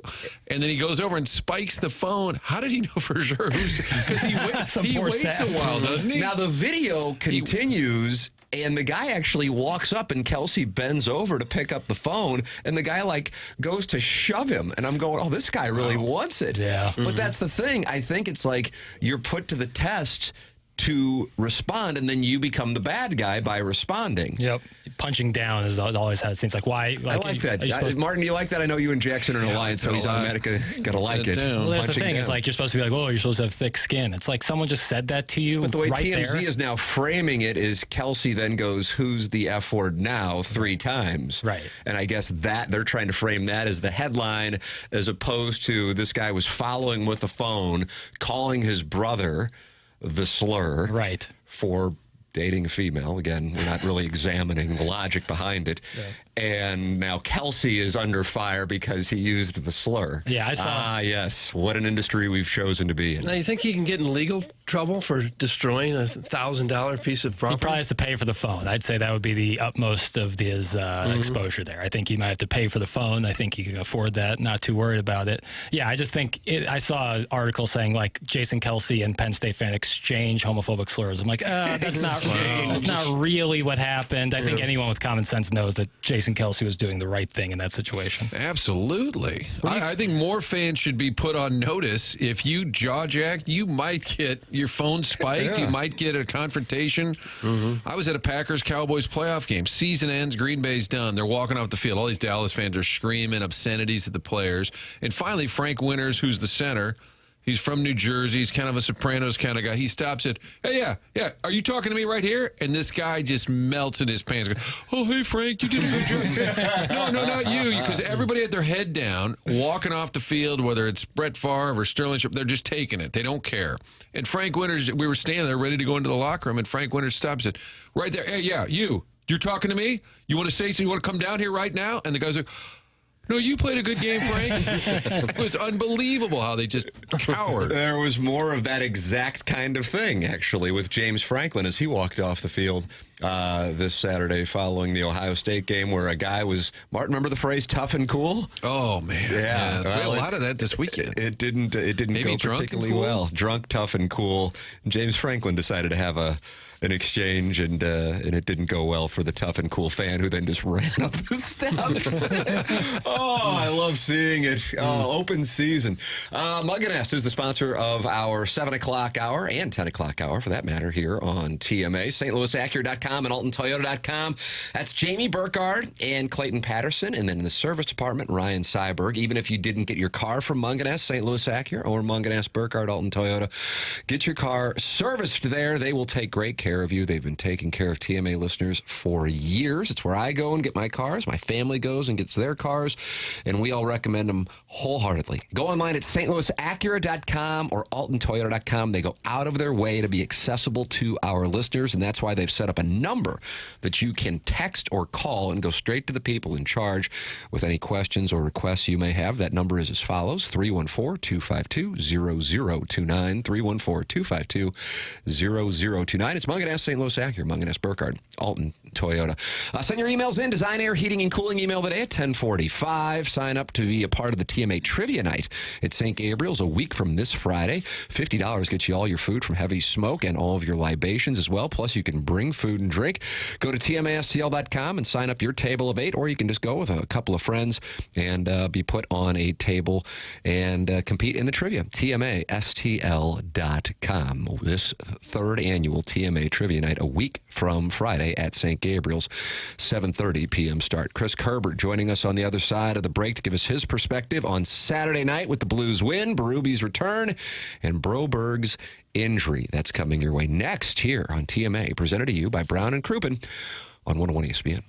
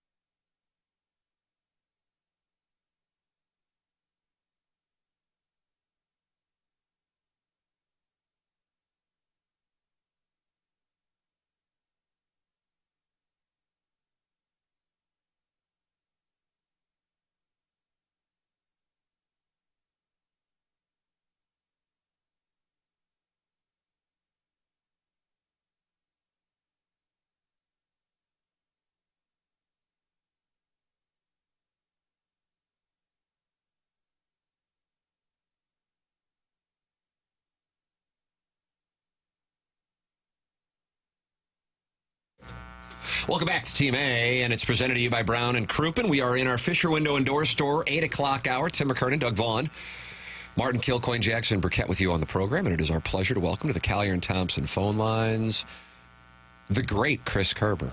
Morning, Kerbs. Morning, fellas. How are you today? Wonderful. What's going on, man? How are you doing? Not bad. Sorry for a little bit of the rain hitting the car, driving to an appointment, but so far, good Monday morning. You get to hunker down. You got a 5-game homestand. Yeah, settle in. Christy, we're like, get on out of here, man. It's a weird schedule, isn't it? Stretches at home, stretches on the road. They've all been in huge chunks. Yeah, last year I thought was probably one of the best road schedules we'd had, in my time with the Blues. This year, we've got a lot of those ones that are like 4 games in 10 days, which is a lot of downtime on the road. Long road trips this year. But you guys, listen, you guys know this. Here's a human aspect of this, right? You're on the road. And look, we stay in great hotels. We travel terrifically. Anybody that complains about traveling with a team in pro sports is out of their mind, right? And so you're eating good meals. You've got the opportunity to eat good meals. But honestly, the last thing on a 10-day road trip you want to necessarily do when you first get back home is go out to a restaurant. Now, at the same time, you've got your wife who's been home with the kids for 10 days, managing everything, running everything, just absolutely killing it there. And you get home, she's like, I made plans. We're going out to dinner tonight. You're like, yes, ma'am. You have no choice in that. Yeah, we're absolutely, where are we going?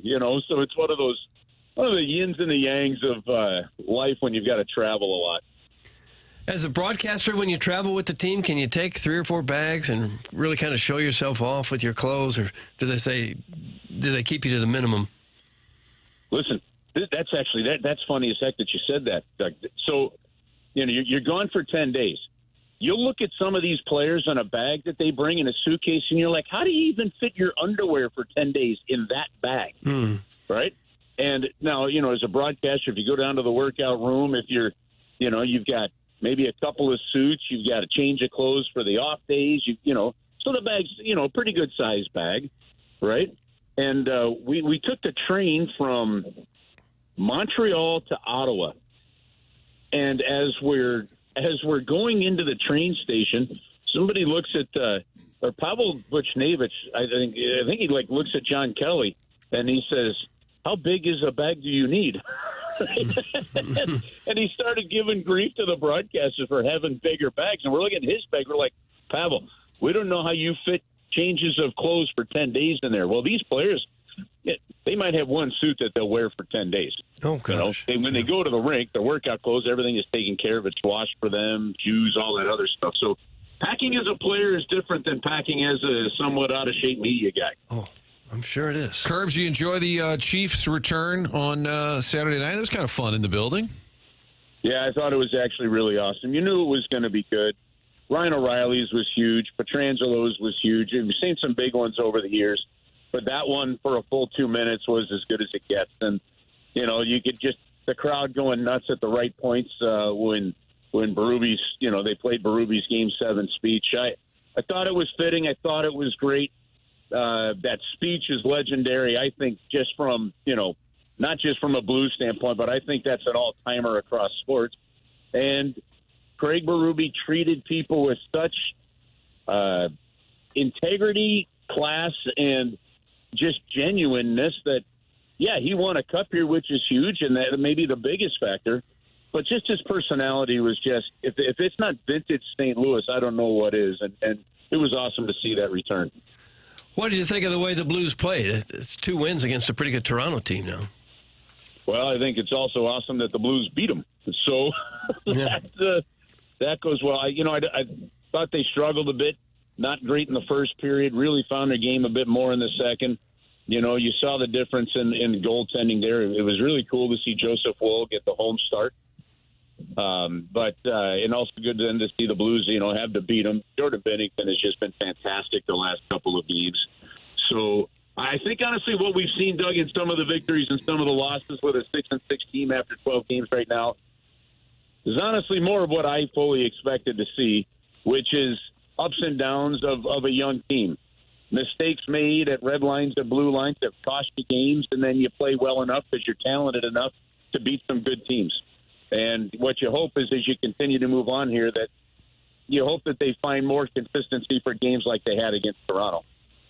Chris Kerber, our guest here on 101 ESPN. It's TMA, presented to you by Brown and Crouppen. Kerber joining us on the Callier and Thompson phone lines. Unfortunately, the Broberg injury is something that Blues fans understandably are concerned about, the way he went off the ice. Drew Bannister's comments following the game certainly indicate concern as well. Number one, any insight as to where things are with him, Kerbs? And secondarily, what did you see on that play as he was up against the boards with Mitch Marner? Well, I saw something that made me cringe, almost Joe Theismann-like, without the break, right? Joe was recapping, and I'm watching the replay, and I literally grunted on the air.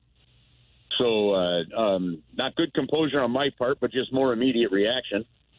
Listen, this is one of those things. There's a couple of things. One, I agree with you. I didn't, the reaction of the coach afterwards that's pretty typical in that situation. Depending on how much swelling or how severe the injury is, they either got the MRI done yesterday or they'll probably get it today if they didn't get it yesterday, or within a day or so, right? Here's the thing. It didn't look good. Now, I was a little encouraged when he was able to get up and actually move it a little bit, took that first step, but again, that could be anything, and you never know how things react in a hockey booth. What my hope is, and I think there is reason for this hope, but my hope is, and I saw a hit on Colton Parayko years ago in New York against the Islanders, and he was just smoked. Might have been Anders Lee or somebody that put him into the boards, and you're like, he's done for good for a while. He came back out the next period. Some of these young bodies, they have a little more flexibility than we do, fellas. Mm-hmm. They're kind of Gumby-like, and so my hope is it's something more like a strain, a sprain, just looked really bad. Or a dislocation of some sort, something or other that, is not ligament related, that could be long-term, in terms of something like that. So I'm holding out hope. I have no insight or what to expect, but I've got hope that it's something a little less than severe for a young man who I think is having a terrific season. Blues and Lightning tomorrow. Pre-game 6 p.m. Blues in the midst of a 5-game homestand, trying to keep the momentum from beating the Leafs on Saturday night. One hell of an atmosphere, one hell of a game, and hopefully there will be some good news on Broberg, at least less than what people may fear could be coming down the pike. Chris Kerber with us every Monday here on 101 ESPN, giving us his perspective on the weekend that was. Kerbs, always enjoy the conversation. Thank you so much, sir. All right, fellas. Have an awesome week. Cheers. You too. That's Chris Kerber with us here on 101 ESPN. I would imagine we will hear something here in about 2.5 hours. That'd be my guess, Doug. Yeah, and does that mean Perunovic is going to have to step up probably and get the bulk of that ice time? Parayko played darn near 28 minutes Saturday night. It's a lot of ice time. Yeah, there was a lot of ice time out there. Falk also had a big night as well on ice time. So that was something that happened in the middle of the second period, and then you got to carry your way in against a hell of an offense. So they were able to pull that off. But, man, if you have Thomas down, you have Broberg down, Letty's been out, Kapanen's been out. I mean, this is making things a little thin here to start the year. Tim McKernan, Doug Vaughn, Martin Kilcoyne, Jackson Burkett with you on the program. You're welcome to call in, talk about anything you want, anything. Full Metal Jacket. Jackson, is that good or bad? Good. Wow. Oh, that was too quick. Did you see that? I didn't like it. Too quick. It's one of Kubrick's best. First half a lot different than the second half, but both halves are great. Okay. You're saying the movie was good. I thought you were agreeing with Tim on everything. No. I was concerned the alliance was getting a little wild. Just talking about Full Metal Jacket. It's nice to hear Jackie agree with Tim. That's important. It's better for the show. Jackson got an envelope of cash this past weekend. That's Southside cash. Yeah, that's Southside cash carries. All right, we will welcome you to participate in the program. Callier and Thompson phone lines, 314-974-0101. Air Comfort Service. Text line, 314-399-9646. And then the dueling YouTube chats. Different neighborhoods, Doug, watching the same show. It's like two different Manning casts. 278 people in the TMA YouTube chat. The 101 ESPN chat has 105 people. Okay. Cat Dad Gamer. Martin, do you know Cat Dad Gamer? Not aware. Says still doing two different YouTube chats. Dumb decision by 101. Come on. Stop giving us the business. We're sensitive.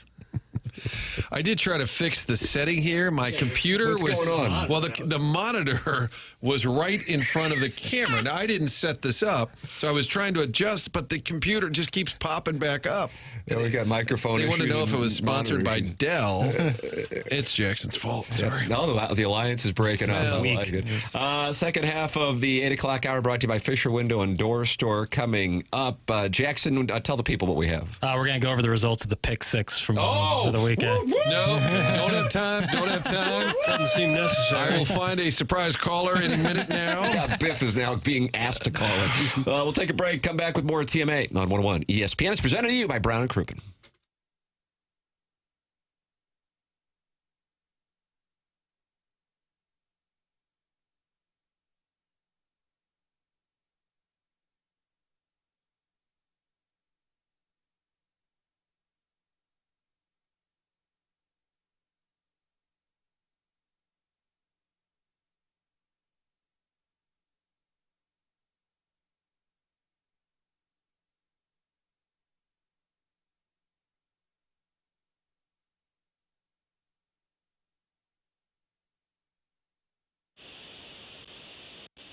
Hey, Chris Kerber with you here. And listen, I travel a heck of a lot during the winter months. The one thing I do not want to have to deal with from the road is a furnace or the heater for the house going out and having to figure out how to manage that from the road and help my wife and kids out in that moment. So what do? You try to do everything you can to prevent those scenarios. I've got Classic Air Care coming out to the house in the middle of November to do a checkup on the unit, to make sure that it's all ready to go, to do everything I can to make sure that there is not a breakdown. And yet we all know that breakdowns are inevitable. It's going to happen. It's a piece of machinery. Stuff happens. So when it does happen, I also know that I can call Classic Air Care. I can get to them right away. I can go online, set an appointment, and they'll be out to fix it. And I know that they can do that when I'm on the road. I know my family's going to be taken care of. That's the kind of service you can count on with Classic Air Care. Get online, get an appointment today at classicaircare.com. Check out their 4.8 Google rating. Find out all the reviews. If you're in the market for a new furnace for the winter, now's the time to get it done. The prices are as good as it's going to get because they will go up after the turn of the year because of some government regulations. So the bottom line, Classic Air Care is there. Look, it's not sexy. It's keeping the house warm. It's keeping your house comfortable. Get it done. Get them out there. Get them to check the unit. Make sure it's ready to go. If you need a repair, if you need a new unit, you know you can count on them. It's Classic Air Care and online at classicaircare.com.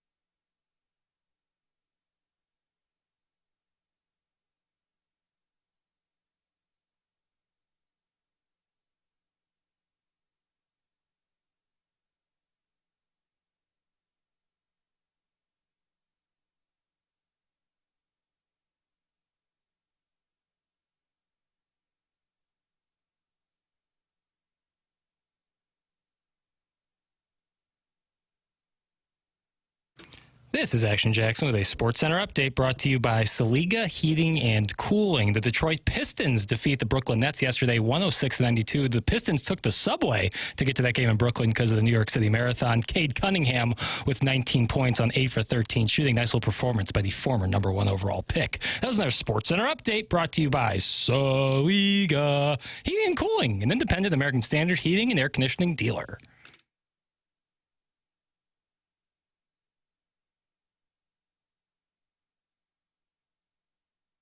It's the Morning After. It's presented to you by Brown and Crouppen, Tim McKernan, Doug Vaughn, Martin Kilcoyne, Jackson Burkett, and Chairman Kurt is our phone line filter here in the Fisher Window and Door Store 8 o'clock hour. You can call in, and we just put you on the air. I mean, the filtering process is just a guy answering the phone in the studio. More or less. 314-974-0101, Collier and Thompson phone lines. So Curbs called in, and then Kurt put them on. So just open phone lines. Call on in. You're a friend of the show. Gabe DeArmond's going to be doing the same thing in the 9 he'll o'clock call hour. in and get on because so nobody else has called in. That's correct. Media types are getting on the show. Right. But it appears they're the only ones calling in. And then do their own commercials when it's over. Yeah. I love that. You can get involved also by texting in Collier and Thompson phone lines, 314-974-0101. We did our Pick 6. No, we didn't. College football games on Friday. Jackson Burkett is here with the results. Ladies and gentlemen, from Horton Watkins class of 2016, Jackson Burkett. All right, well, let's start out with the worst of us all. Unfortunately, it was Mr. Martin Kilcoyne. No, Martin. He liked Arkansas, Illinois, Georgia, Texas A&M, and Pitt. None of those covered. However, Ohio State did. We all had Ohio State, so we all got at least one win. Martin goes 1-5. Doug comes in third. I hear Chairman Kurt on the phones. I love it. Love it. Doug had the Hogs, ILL, Georgia, Texas A&M. Now, he did have SMU and Ohio State, so Doug goes 2-4. Yeah, I misunderstood the question. Sure. What, did Georgia not cover? No, 14.5. Just barely. I told you those games would backdoor it. I had the Hogs. That did not cover, but I did have Minnesota, Florida, SMU, Ohio State. I also was on Texas A&M. I go 4-2. And then our winner for last week, Tim McKernan, had everything right except Pitt. Pitt got smoked. That was the game of the night, I believe. Yeah, Jackson did call the game of the night. There were so many blowouts this weekend. Like it was not the most fun college football viewing. The best game, obviously, being at 11 a.m., much to the chagrin of the fans of Happy Valley. I do well on college football. It's the only thing I feel like I do well on, kind of year in and year out, but I do these stupid-ass parlays, and therefore I lose money. And had Dan Lanning not gone for that extra touchdown, Doug, I'd just be throwing cash to everybody in here Would you today. really? You'd make it rain I in would have here? made it rain in the 101 ESPN studio. There was some, like South Carolina, who had them smoking Texas A&M. Covering is one thing, but to absolutely decimate them like that. I mean, to their credit, they were down and they responded. They're a damn good team. They're kind of a sneaker team. Is Connor Wegman is the one game he played good ever against Mizzou, and that'll be it? Yeah, they brought Marcel Reed in for this one, and he was held in check in the second half. South Carolina's a legit team. Yeah. Legit. If you would really make it rain in here. Thank you for catching the reference. If you make it rain in here, we'll all act like we're seriously attracted to you. Clip that off. Doug, it's a new promo. Doug pandering for the cash just to fly around. I thought Texas A&M was going to get rolling here. I thought they felt underrated. And the coach had the rant the week before. Maybe Mike he just Elko, stepped out there a little too far, maybe. One of the things that I look for when it comes to college football wagering, certainly night home games with underdogs. That is, I love that. And we had that with South Carolina. Mm-hmm. I also look for teams coming off of a huge game for the letdown. And we had that with A&M and LSU the week before, and A&M having to go to Columbia. Now, this is not infallible by any means, but I think more often than not, it's going to work out for you. And Ohio State had the tight game with Nebraska the week before, and I just had a sense that they would right the ship against Penn State, and they were in a position to blow that thing out. Credit to Penn State for sticking around. Then James Franklin was walking off the field. Now, before the game, Jason Kelce was accosted by somebody with a phone in his face trying to get him to react, and he did by calling Jason's brother Travis a gay slur, and then Jason turned around and slammed the phone down. That was my favorite thing I saw this weekend. After the game, James Franklin, who's under fire for not having success against quality opponents in Penn State since taking over after leaving Vanderbilt, a younger tyke, was waiting for him. In an odd outfit, may I add. Doug, did you like the gentleman's outfit? I didn't really notice the kind outfit. I was just listening to them yell at each other. Velour tracksuit with some sort of... I like those. Some sort of driving cap. So James Franklin's walking off the field at Happy Valley. And, usually you just get yelled at and you just kind of, when you're in the arena, it's just like, okay, enjoy. You got a lot going on. James Franklin, for whatever reason, decided to engage. Take a listen if you would.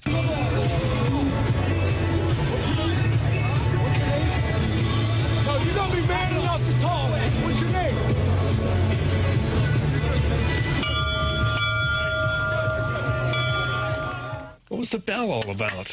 That's what he rang. It seemed like dismissively as he was walking off the field to a smattering of applause. Did the guy answer when he said, "What's your name?" No, little he Timmy's broken toaster. What if he had a weird avatar? Ran up the stairs. Yeah. It was so great. Oh my God! Happy Valley had a big day for trolls coming to life. The Jason Kelce guy actually wanted a piece and got it, and then this guy was screaming at Franklin like he was on the Penn State message board, and then Franklin actually responds, "What's your name?" and the guy runs away. Y'all bitches, and we knew it too. Okay. And I think Franklin handled it. I mean, that's the great way to do it. Say, "What's your name?" Okay, he didn't go on a tirade. He didn't embarrass himself as a coach. What's your name? Oh, it was perfect. Oh, I loved it. I liked McAfee trolling Big Noon Kickoff while they were doing game day simultaneously. Oh, I didn't know that happened. Yeah, Big Noon Kickoff was at Happy Valley. That's and a so tough was the show. Game day. That's a tough show. Are you leading into audio, Jackie? We can play the here. I'll play it right now. Oh, if you Look could. at this. Look at that. Paul, you guys have a little alliance, Martin. This game is not at night. This is a Big Noon kickoff.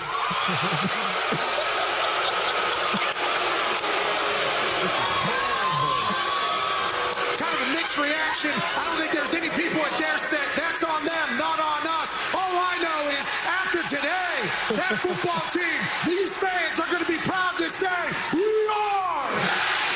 We are. We are. Thank you.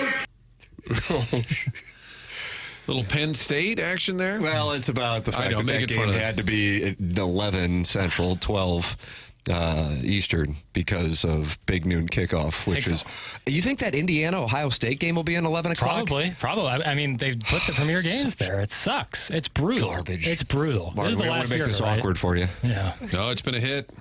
Fox loves it. Fox loves it. I do think it's weird they both have the pregame. You can never outdo game day. That's the gold standard of the morning pregame. Yeah, and if you're game day, I mean, I get McAfee's kind of the new guy on there, but it's like you talked about punching down. Mm-hmm. Today's phrase, Martin, is punching down. Mm-hmm. And it's like you're the, you don't need to even acknowledge that the thing exists. Right. I would agree. I do like acknowledging, though, that the reason that this game is being played at noon Eastern is because of this. Not happy in Happy Valley. They were screaming F Big Noon Kickoff, like F Fox.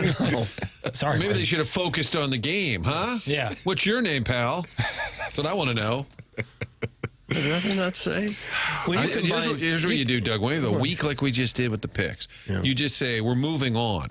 Mm-hmm. And immediately after a game, Coach, you just lost 40-10. We're on to the Giants already. Mm-hmm. Well, we just saw the game that Spags would do it. Well, moving forward, we got Miami next week. And you'd say, well, what about the game that just happened? Mm-hmm. Every coach, that's what you do. So, Tim, I'm sorry. Doug and I are on to next week. Shoot, we'll fix that. We're already Trent. Mr. Licks is not happy with the audio. What in the hell was that audio? Couldn't hear a thing. That's from Mr. Licks. I was thinking I was going to get crap for that, and I understand it. It's as good as I could get it. I was the one who sent the audio over, too.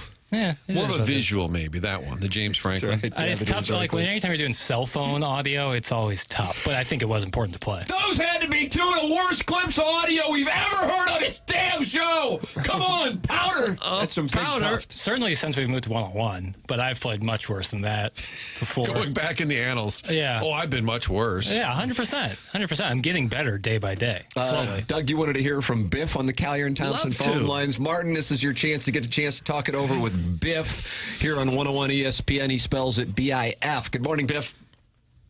Hey. Biff. Yes, Biff. Hey, congratulations for making it to FM, Tim. Thank you so much.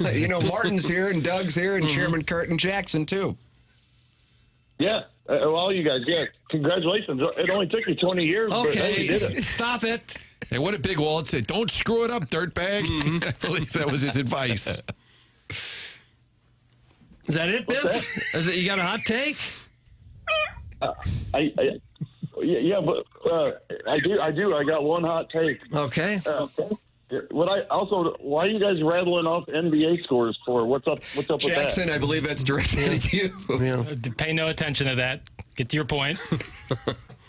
I do have a hot take. Okay. Me and Iggy are bringing back Biffin Show. Tim, what do you think? Oh, Biffin Show is one of my all-time favorites. Yeah. We hashed out a plan this weekend. Cookie the Dwarf has all the technology to get us on as a podcast, and it's coming back soon, Jim. I'm watching Martin listen to this. Where's it going to be on? Is this a spinoff? It'll be up by the first of the year. A couple months from now. No, Doug. I think he said where. So is it a station or a podcast or how technology and stuff. Yeah. Podcast, Tim. Okay. Well, there's other people here. You don't have to keep saying Tim. Is this a bit or is this real? Very real. What? Okay, so you have a podcast coming up probably around the first of the year with Iggy. Yeah. And Cookie the Dwarf. Biffin Show podcast. Okay. About first coming up soon. Yep. That's exciting news. It is. I loved Biffin Show. Yep. We'll have the adult film stars. We'll have. We'll have. We're going to have female bartenders on there, Tim. We're going to have a segment called Ask a Bartender, and we're going to have girls with large breasts come in and that are bartenders and tell stories from the bars. Do you have any sponsors lined up? We're working on that. Cookie the Dwarf's working on that. Okay. They're lining up. Sounds a little like the late night score. Gotta be honest. That was hot for the 2 weeks it was on. Well, Biff, congratulations on relaunching Biffin Show. It was my favorite afternoon drive brokered programming. It was fun. Well, say goodbye to Tim. Well, be interesting to see how it plays out. Who'd you have to pay off to get on FM? All Your right. dad pay somebody else to get on FM, Tim, or what? Tim's dad bought us a spot. My dad bought the time slot. Yeah. Hey, it's okay. Okay. Yeah. Martin, what are you doing with these clowns? Why are you back with these guys? That's a great question. I've asked that in my own head. Oh, I don't know, hourly. Have you and Kim discussed it hourly? Is Kim like, okay, I remember this nonsense. She was texting in last week. I said, oh, dear God, she was listening.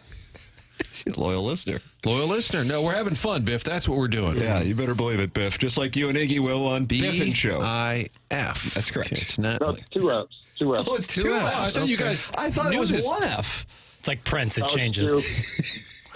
If you look up Sesame Street Biff, that's where I got the name. Sesame Street Biff. He was the construction worker puppet foreman on Sesame Street. Gotcha. Huh. And that's what you do for a That's living. good knowledge. Mm-hmm.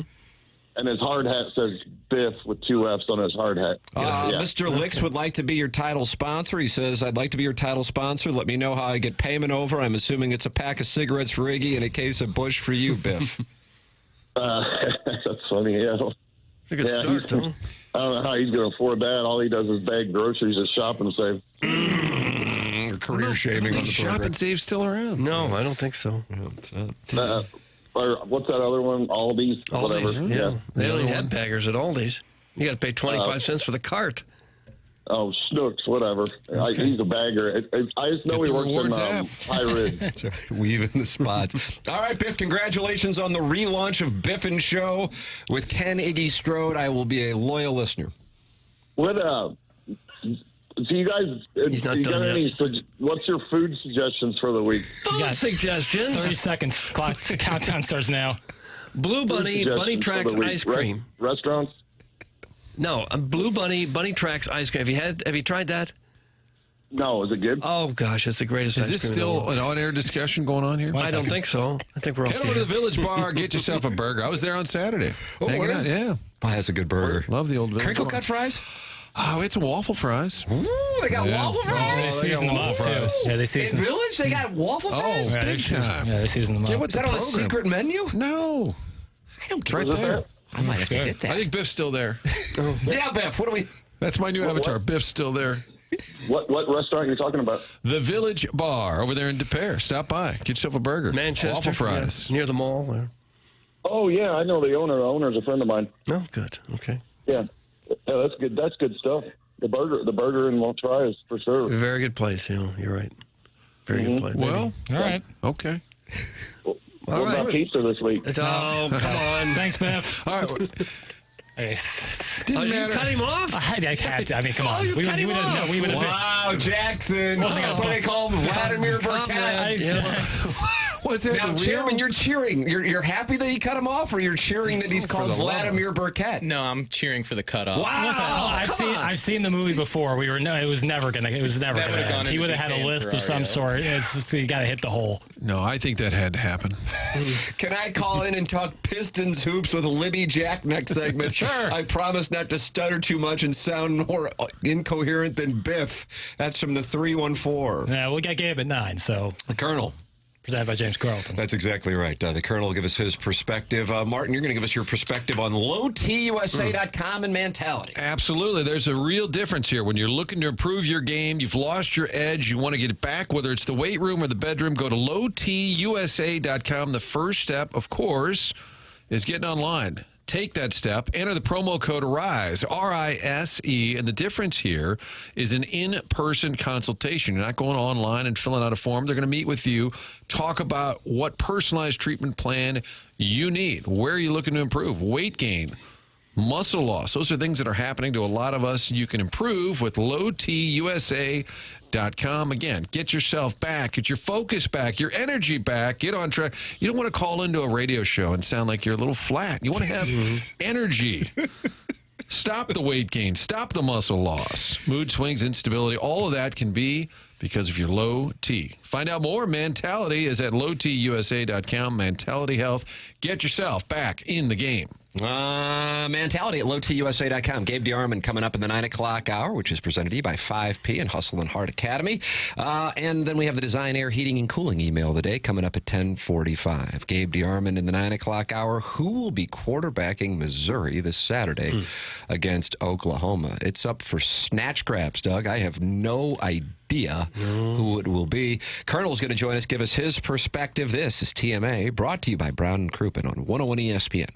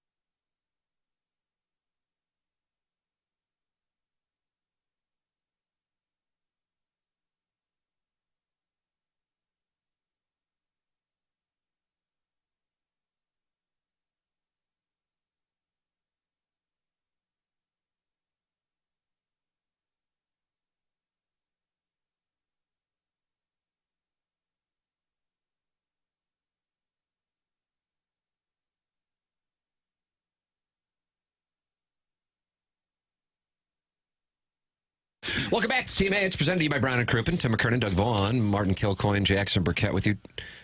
Chairman Kurt manning the phone lines, which are brought to you by Collier and Thompson. Jackson, what is this Tom Brady audio? I'm not familiar with it. And I was watching some NFL yesterday. So we talked about on Balloon Party, actually, about how Tom Brady in his new ownership deal cannot be critical of teams or critical of officials. Yeah. And he was on the call of the Lions and Packers. In which he had he was a little bit critical of a call. Here, I'll let you take a listen and see if you would describe this as critical of an officiating call. This game is not at night. Nope. That wasn't him. Wow, he was hopping mad. Here we go. What rage from the calm quarterback. And in Van, here we go. That the hit raised to the level of a disqualification. I don't love that call at all. I mean, obviously it's a penalty, but to me, that has to be serious intent in a game like this. So there you go. Got it. The Lions player was ejected. Yeah, and I they said it saw that. came from New York, that the on-field officials didn't rule it that way. And New York called and said, kick him out. Well, if he can't have an opinion on plays like that, what's he doing in the booth? That's the whole issue. You're getting paid $375 million, and now that you're a shareholder with the Raiders, one of the things that he has to agree to is to not be critical of officials. Quite a spot. Yeah. I don't know how you can do that job. Exactly not right. Criticize officials. And if you're Fox, you gave them all that money. I would say, what are you doing here? Because the Raiders thing came up after they cut the check to him or agreed to the deal. He can't go to production meetings because he works for the Raiders, and they're always a threat to be good, of course, 2-7, I believe, right now. Yeah. I mean, if I'm the Fox higher-ups, the Murdochs, I'd say, what are you doing? What do you want to do? You want to be an NFL owner? Okay. They have all these rules, so you can't do this, you can't do that. Now you're not in the production meetings. So Kevin Burkhardt probably sits down with him and says, okay, here's what Coach LaFleur told us about their third down plan.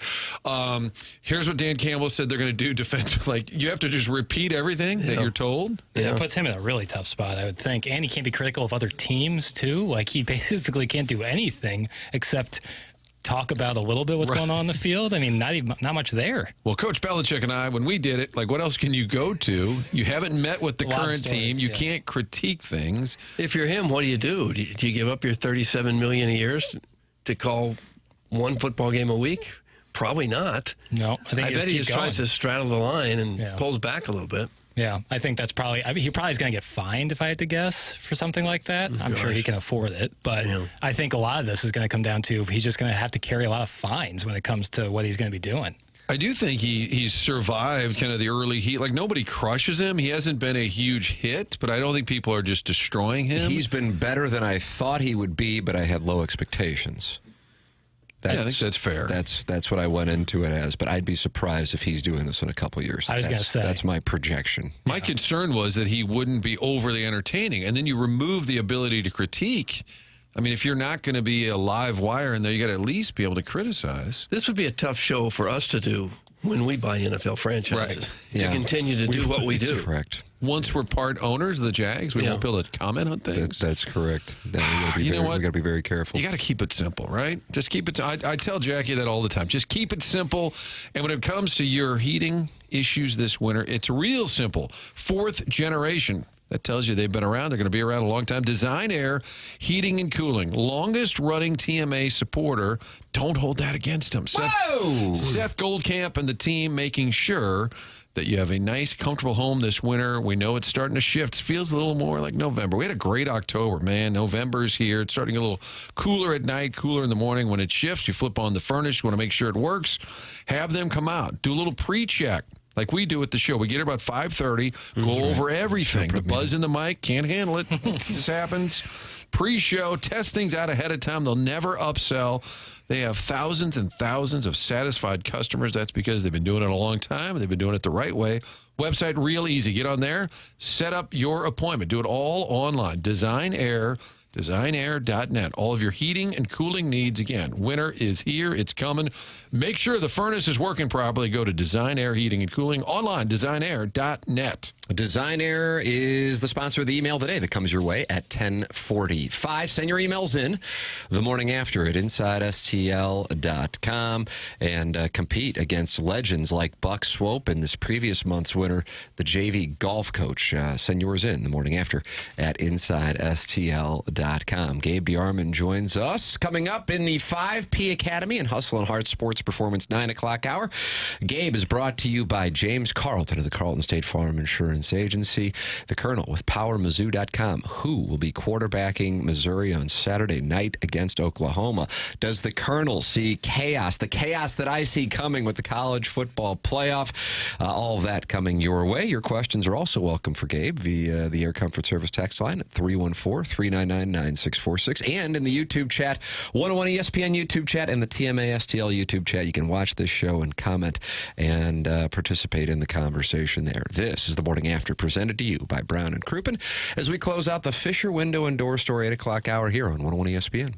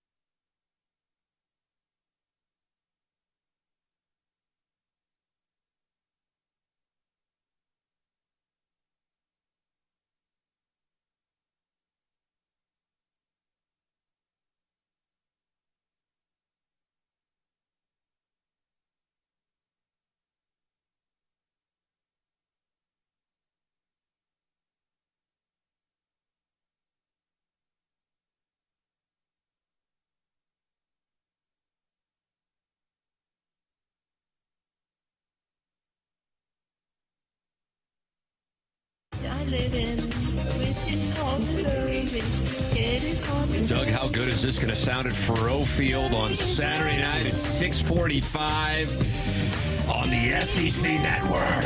The building will be up for grabs. Snatch grabs. Mm-hmm. How loud can you get, Missouri fans? I like when Mike says that. Imploring the crowd to do their part. Ladies and gentlemen, this program is called The Morning After. We are presented to you by Brown and Crouppen, Tim McKernan, Doug Vaughn, Martin Kilcoyne, Buzz. Buzz is back. There's a real buzz about this show, man. Jackson Burkett. And in studio right now, making his 101 ESPN in-studio debut on TMA. Ladies and gentlemen, longtime Morning After sponsor and Tim McKernan Show podcast sponsor, the great James Carlton. Oh, good morning, everyone. What's it like? What do you think?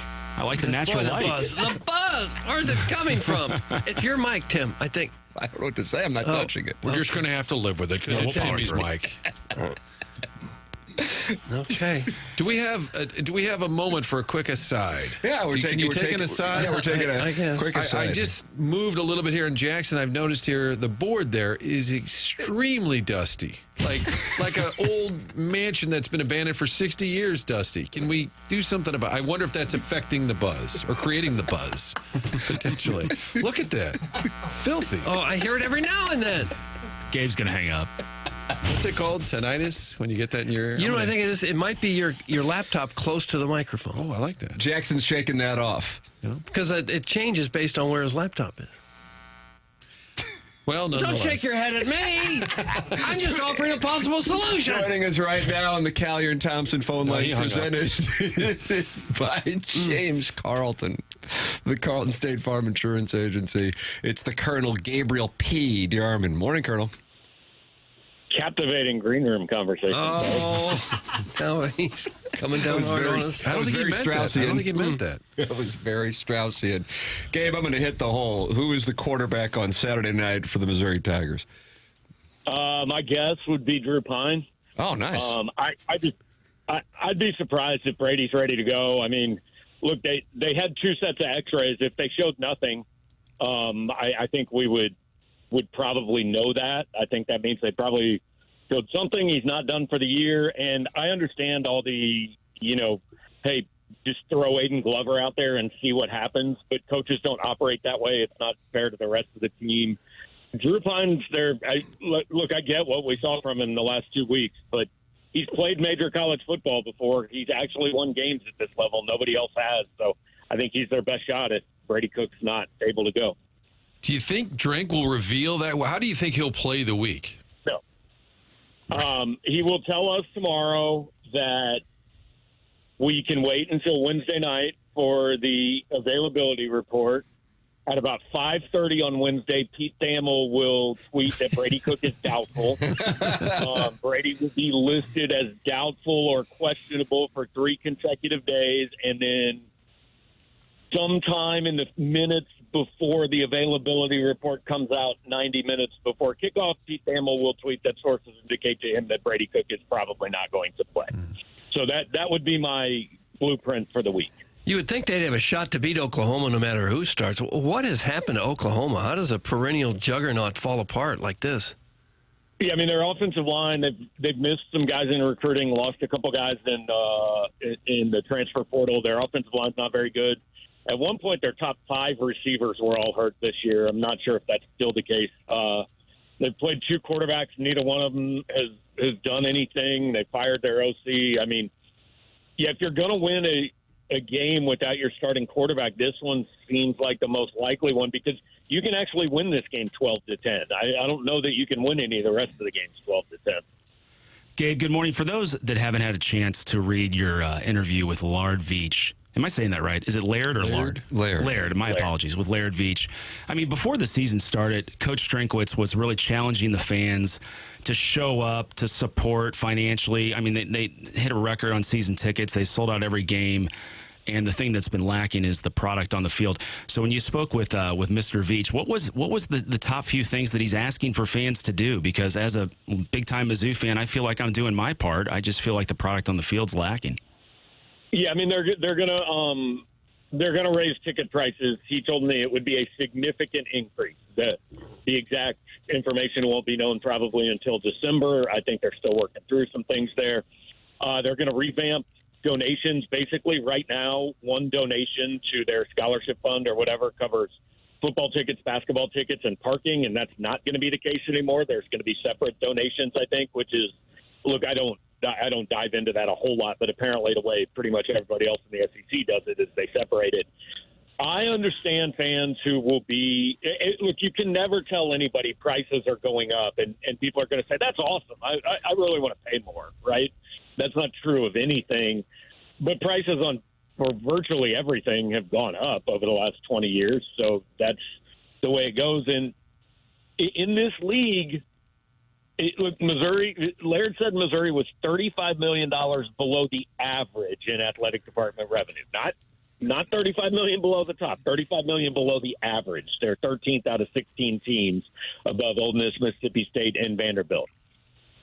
I completely understand fans who say, how much more can we give? We're already, paying for tickets, donating, spending our time, paying the players. What else do they want us to do? I completely understand that line of thought. This is also what Missouri signed up for when they joined the SEC. In this league, you are competing with a bunch of fan bases who will say, I don't care how much it costs. I don't care what they ask me. This is so important to me. I will give up other things in my life to make this work. It is up to every individual if they decide to do that or not. There will be people who say, yeah, I'm not paying anymore. I've reached my limit. That's how every business is run, right? And I know it's really hard for fans to understand that college sports is a business, but it is. So they're going to hit a price point. I mean, eventually, if they just kept raising prices, they would hit a price point where you get diminishing returns, where enough people say, I'm not going to do this, that they start losing money. But they are betting that, hey, even if some people say, I'm out, I'm going to walk away, the added revenue, some more people will jump in and take tickets that become available, that they will make more money that way than they're currently making. And ultimately, that's the goal. Gabe DeArmond with us, brought to you by James Carlton. He is with us on 101 ESPN. This is the Morning After.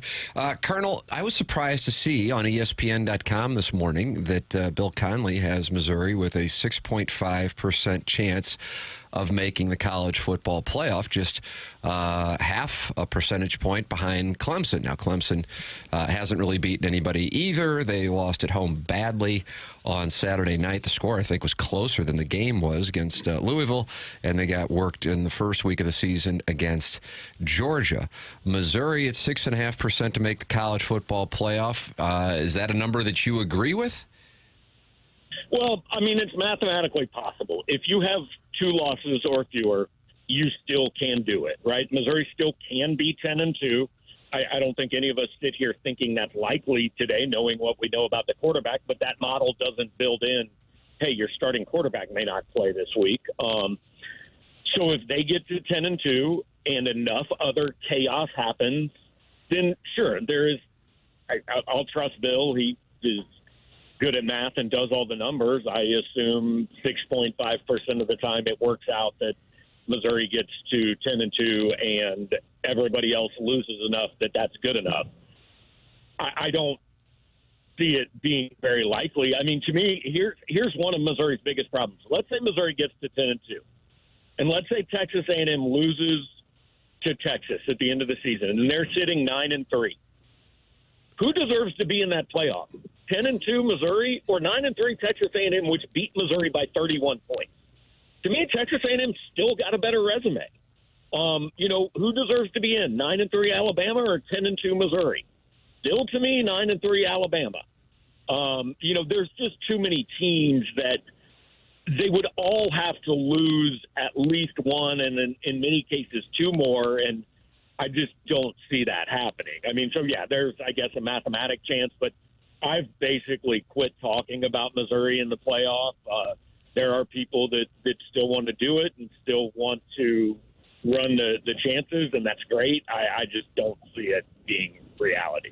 I wonder if we are going to see an outcry for divisions to return in college football. I think about a month and change from now, when they announce the final college football playoff field, there is going to be anarchy, and I think part of it will be a byproduct of something that you just alluded to, Gabe, and that is you're going to have teams that might get in because their schedule is favorable, and then the chaos that could ensue with a team losing in the conference championship game and then potentially missing out on the playoff, whereas a team that was sitting idle on that weekend gets in. The way things are shaken out with 4 teams in the Big Ten, you can make a case for 5 or 6 being still in the mix in the SEC, much less Notre Dame lurking, the Group of 5 team and the conference champions.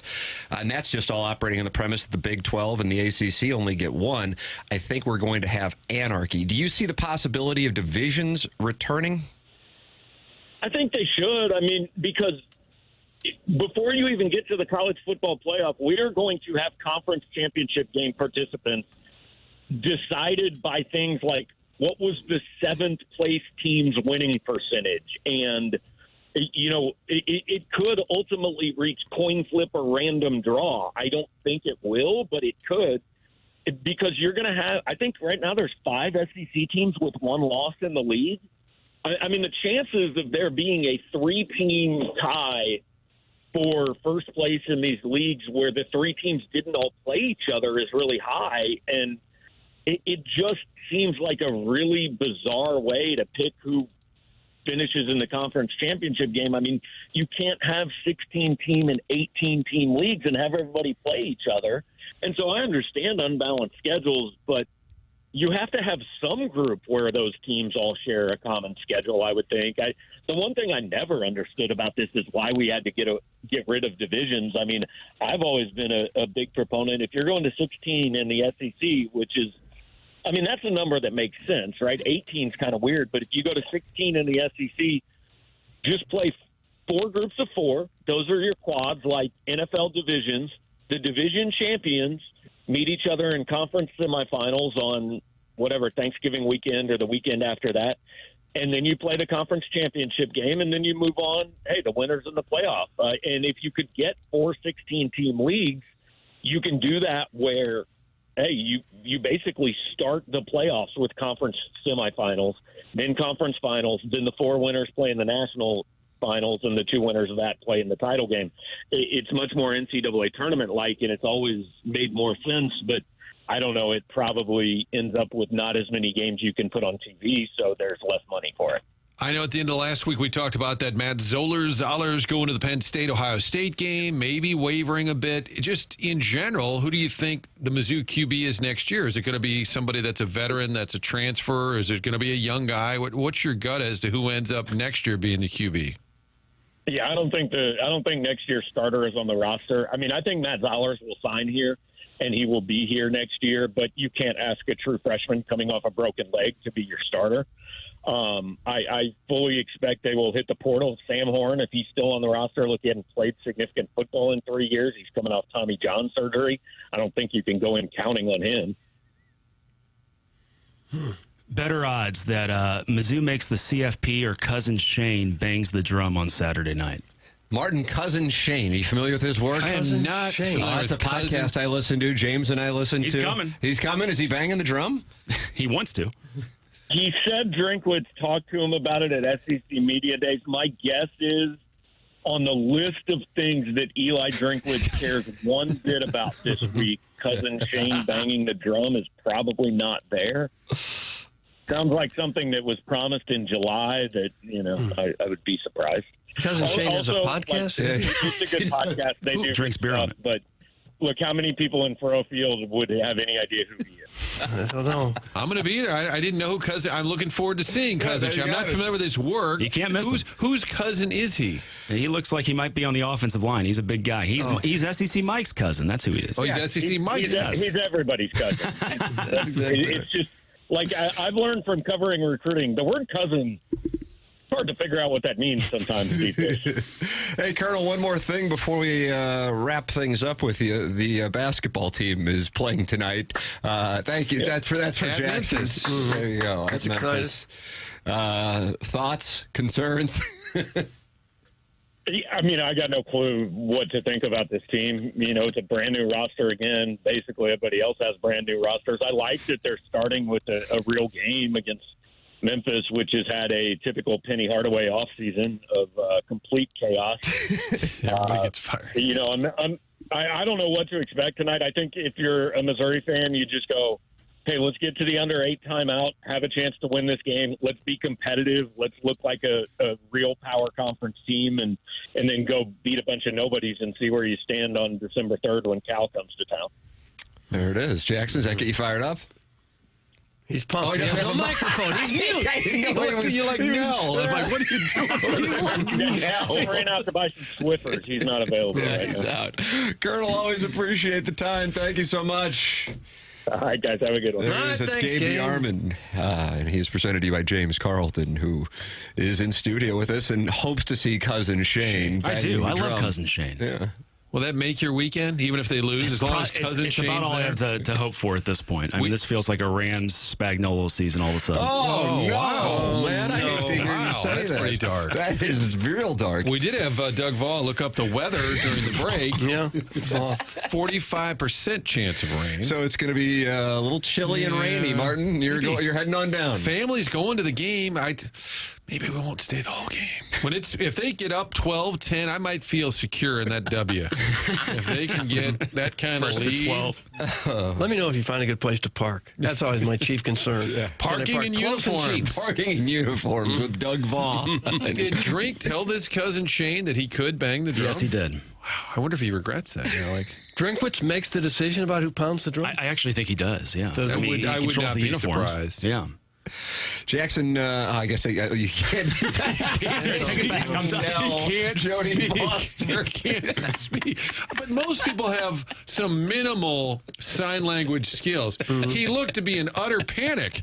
Like Tim just said his name and he went, like the prison light hit you and you were escaping.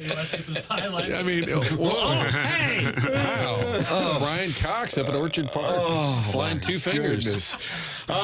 James, always wonderful to see you. Welcome Likewise. to the 101 ESPN Congrats. festivities. Thank you so much, brother. That's James Carlton. He presents Gabe DeArmond every Monday and Friday here on TMA. We will come back with Jackson. What do you have on your or living and breathing diet? He can't talk. No, still unable to say even a word. Can't you just scream or something? Our mics will pick it up. Takes. Yeah, he's got takes. All right, the morning after at InsideSTL.com for the Design Air Heating and Cooling email today. It's the 5P Academy and Hustle at Heart Sports Performance 9 o'clock hour. The morning after, 101 ESPN.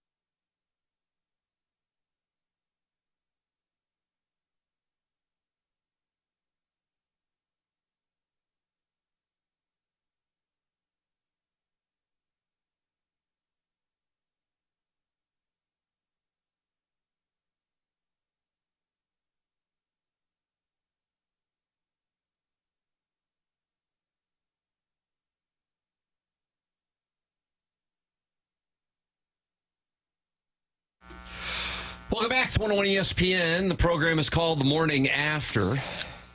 My name is Tim McKernan. I'm joined by Doug Vaughn, Martin Kilcoyne, and Jackson Burkett.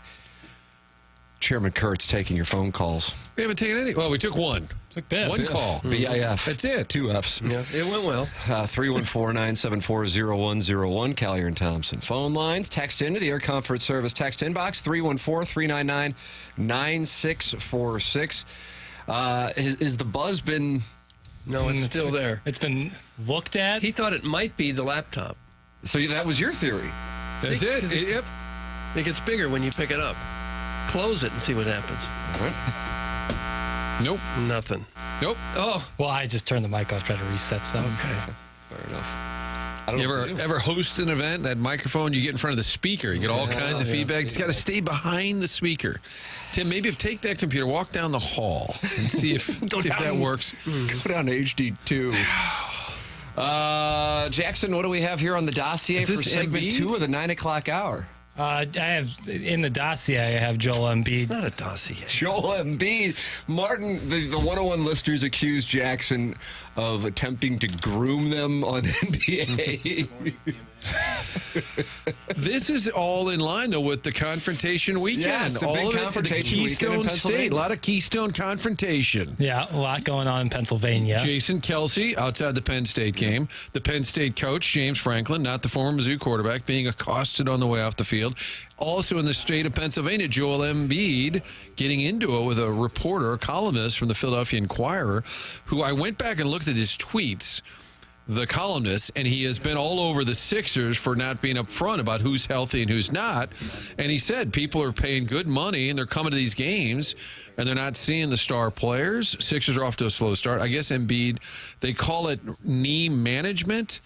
And I guess this columnist referenced Embiid's brother who has passed. Yep, and his son of the same name. And his son who has, and I don't know how, I would be ticked off too if there was some sort of reference to them in a column that's making fun of me or criticizing his effort. But Embiid got into it with our guy, right? Yeah, he did. So this audio I have is from Friday's media availability with the Sixers, talking about the situation, and something happened Saturday too. Let's take a listen to the audio All first. right, hit the lever, please. I see people saying he doesn't want to play, I've been way too much. I've done way too much, for this city, and putting myself at risk. For people to be saying that. So I do think it's bull like that dude. He's not here. Marcus, whatever his name is. I've done way too much for this city to be treated like this. So done way too much. Watch your language, guy. That's what he said Friday. Saturday, it got worse when Marcus Hayes, who's the Philadelphia Inquirer columnist, was in the locker room. Embiid made open hand contact with Hayes' neck and collarbone area and was angry at the columnist. The NBA is currently investigating the altercation. I read the transcript or what was said. Embiid said, I don't care what you guys say about me. And the reporter said, well, apparently you do. Yeah. Apparently, I'm shocked that he read the column. Right. And then he references, if you talk about my family, I'll have to do something and I'll live with the effing consequences. Oh, no. So he would have to be a little intimidating. I mean, what size is Joel Embiid? 6'11"? Yeah, if you're picking on guys, I would not pick on the 7-foot-tall, 265-pound Joel Embiid. I think I need to know more about the column, like how he referenced his deceased brother, referenced his son, because it does seem to be out of line, but I don't know the context on it. But it appeared that's what set off Embiid. But he said, I played with a broken face. You've seen him wearing the shield before. He said, I played with broken fingers. But if you look at the whole media exchange in Philadelphia, they're all mocking the Sixers, calling it a clown show. Who have been fined by the NBA, by the way, for $100,000 for not disclosing their injuries correctly. Yeah, and I do think, separate topic, that columnist said, if you're going to a game, you kind of deserve to know who's going to be there. If you're spending that kind of money. We went to a Bucks game a couple of years ago, and the kids all wanted to see Giannis. Mm-hmm. So he plays, scores like 40 points, 20 rebounds. Insane. 2 days later, the game we almost went to, he sat out for load management. Yeah. I said, can you imagine going all the way there? That's the tough part. I think it's a league issue where you got to tell people ahead of time. Are we back on AM radio? Why the F is there so much buzzing? Oh. Jackson, turn your Sibian off. To Mr. Siders. All right, I will. I'll start fusing together wires. I'll get under the hood here. It's not the laptop. I promise. Try turning off the laptop and see.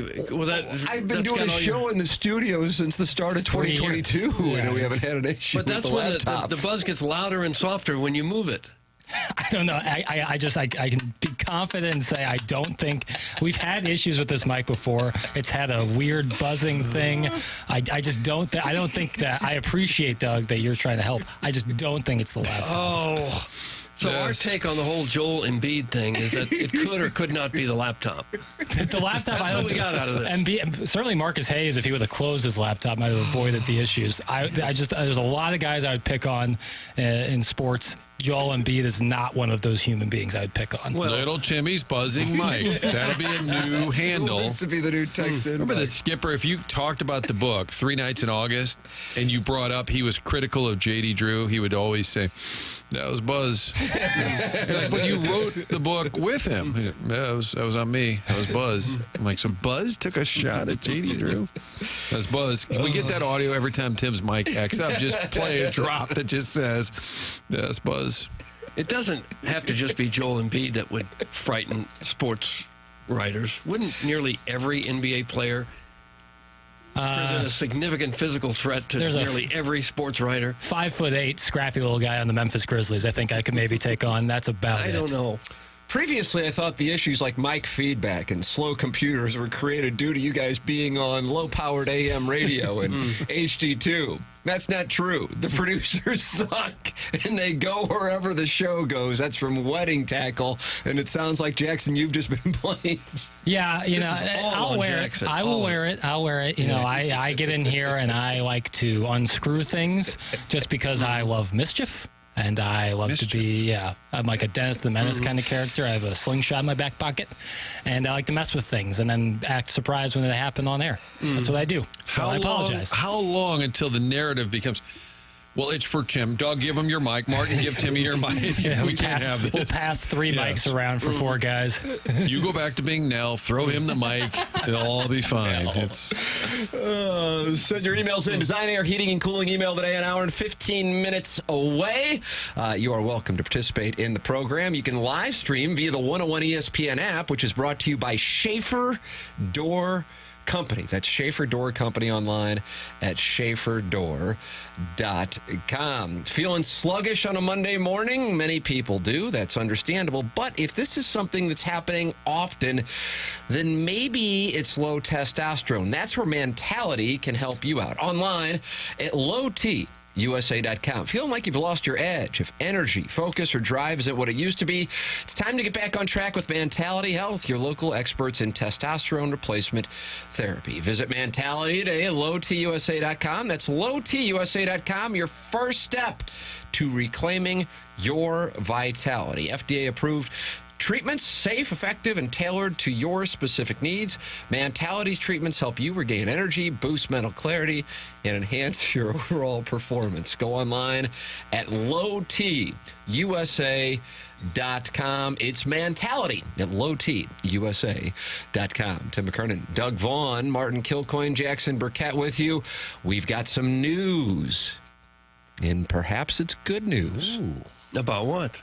About Philip Broberg. Oh. We'll have that for you on the other side of the break. This is TMA, presented to you by Brown and Crouppen on 101 ESPN.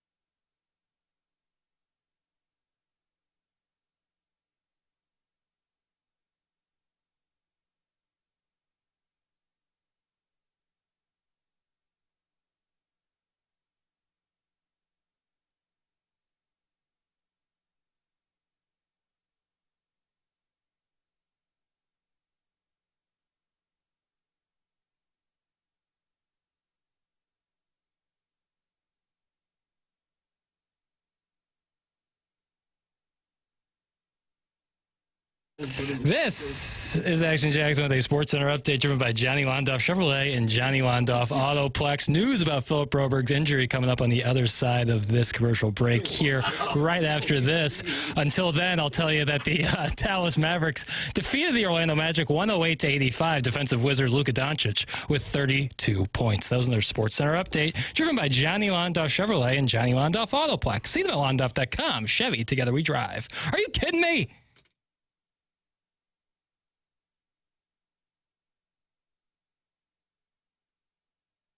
Welcome back. It's TMA. It's presented to you by Brown and Crouppen, 5P Academy and Hustle and Heart Sports Performance, 9 o'clock hour. Call in. Be a friend of the show. Callier and Thompson phone lines, 314-974-0101. Craig Rutledge came in during the commercial break, and I think he fixed the microphone. I don't hear a buzz. Right now, we're good. Woo, woo! Also, the laptop's not close to the mic. Well, are those two related? How about now? Hearing the buzz. Ooh. There it is. No. I hear it. I have been standing at this microphone since January of 2022. Hall of Fame years, by the way. Thank you, Jackson. Yep. That has to hurt the alliance, doesn't it, Martin? It does. I love to love. You love to love? I try to. Oh, my gosh. Mike is better. Thank you. People are upset, fired up. I know. Yeah, Seem to be ruining their a chance to see what goes on with this audience. My whole career on the radio has pretty much been with a static buzz. What's the big deal, people? Get over it. Hey, I deep teased this, and then Jackson deep teased it in his Sports Center update. I thought it was good. I thought it was a good tease. Jeremy Rutherford on the Broberg injury and the status. He tweets, the Blues are practicing today, and I'm assuming we'll get an official update on Broberg. I am hearing the injury is not as bad as originally feared. He could miss a month and maybe more, but it sounds like a more serious outcome was avoided. Chris Kerber was with us in the 8 o'clock hour. And if you missed that interview, you can go back and podcast it on the Schaefer Door Company 101 ESPN app. And he said he actually audibly grunted when he saw the replay and Joey Vitale was breaking it down. And he said, I thought it was like a Theismann situation. So if he were to only miss a month, considering how bad that looked, that would actually be one hell of a positive outcome, because I think some people were thinking that might be the end of it for the year when they saw that. Yeah. Well, if it was a knee and he needed knee surgery, that would take you out for the whole year. Yeah. Maybe if it's an ankle and you've got a high ankle sprain or something, maybe that you could come back from in a month. We were talking last week about the standings. You got to just hang in there because there's so many good teams right now in the Central. If you can just survive while you're missing these key players, that's a lot to ask for a team that's wildly inconsistent. To all of a sudden lose Robert Thomas, arguably your best offensive player, Philip Broberg, who might be right now your best defensive player, to be minus those two for the next month, and to just sort of maintain or hang in there in the standings, that might be a tough ask. I'm glad it's not worse, according to JR. But I think it's still blow their neck. Clearly. Nice. I like that. Yeah. Doug Vaughn reporting on TMA this morning. The Blues are going to have to bow their neck. There is a gentleman, I assume, maybe that's not fair, maybe it's a lady, who's got the username Jackson's Awful Dossier in the YouTube chat. Yeah. And he is not happy with the number of texts that have been read today. I've counted like 8 texts that were read today. That's from Jackson's Awful Dossier. What's the right number? To be fair, there are about 4,000 texts and one call. I mean, I think Tim has mentioned 400 times that the chairman is manning sitting right there. Well, I'm not staring at the phone line. I'm not disputing you or his presence. I'm just saying we really haven't had a lot of calls. We've had one. I did take a phone call, and he did not want to go on the air, but he was just really curious when Biffen's show was going to be airing on 101. Oh, no. So somebody came in, announced the start of their own show, and now our listeners are leaving us to go listen to that one. And I don't have any inside intel, but I told him I think that's probably going to be more of a podcast situation, but well, that's what following. He said it was. Hashtag following. Hey, Mike, I want to slap your big butt cheek. Okay, So that that doesn't was- count as a call. It was someone else's call. So, was the Biff thing real? Is he really Yes. doing it? Oh, yeah. I mean, the He show. did it once before, yeah. So Martin, I don't know if you recall, but the things kind of got away from us for a brief amount of time at KFNS. What do you mean by that? Why would you prepare for a show? Chuck. Big boy, big man. We'll do play a little classic rock coming out of the break. It'll fix everything. But it got so bad that Biff, I believe, bought Afternoon Drive on Fridays for like $500, and he just got Afternoon Drive. Are you being serious? He had a show? This really happened. Wow, I didn't know that. I really didn't know that. He did a show. I'm surprised you weren't listening. He did a show with Iggy called Biff and Show. Biff and Show. So Iggy was Show. Come up with instead of Best in Show, Biff and Show. You want to settle this like men? Let's do it over the AM radio airwaves. That's what you do. Get some gift cards donated. I'll take those. That's what he said. I'll take those. I'm just hearing voices. I don't know who they are, and they are in no way representative of anyone who may or may not have worked there. No, I didn't think so.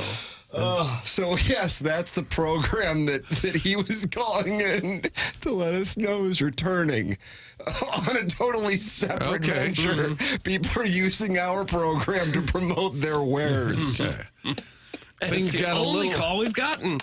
I think you said things got a little away from us. Well, we'll put Biff in the afternoon. That'll fix everything. So out in Oklahoma, do they have some good fries out there, girl? That was Biff right there. It was part of his show. That was Biff and Show as a package. And people are remote.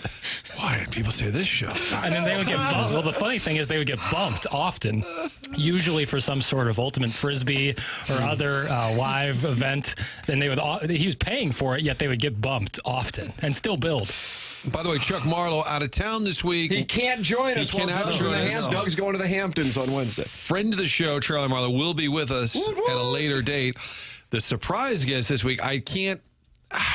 Jackson, what do you think? If it all comes together, Jackson knows about the surprise. Pretty good. Oh yeah, Man, there's value in being in your alliance. Yeah, well, he likes to vet through some of the possible surprise guests. Some hit the cutting room floor. He said no. He said no to a couple. Really? Yeah, I did. Well, it's pretty sad if you don't. He gets to decide.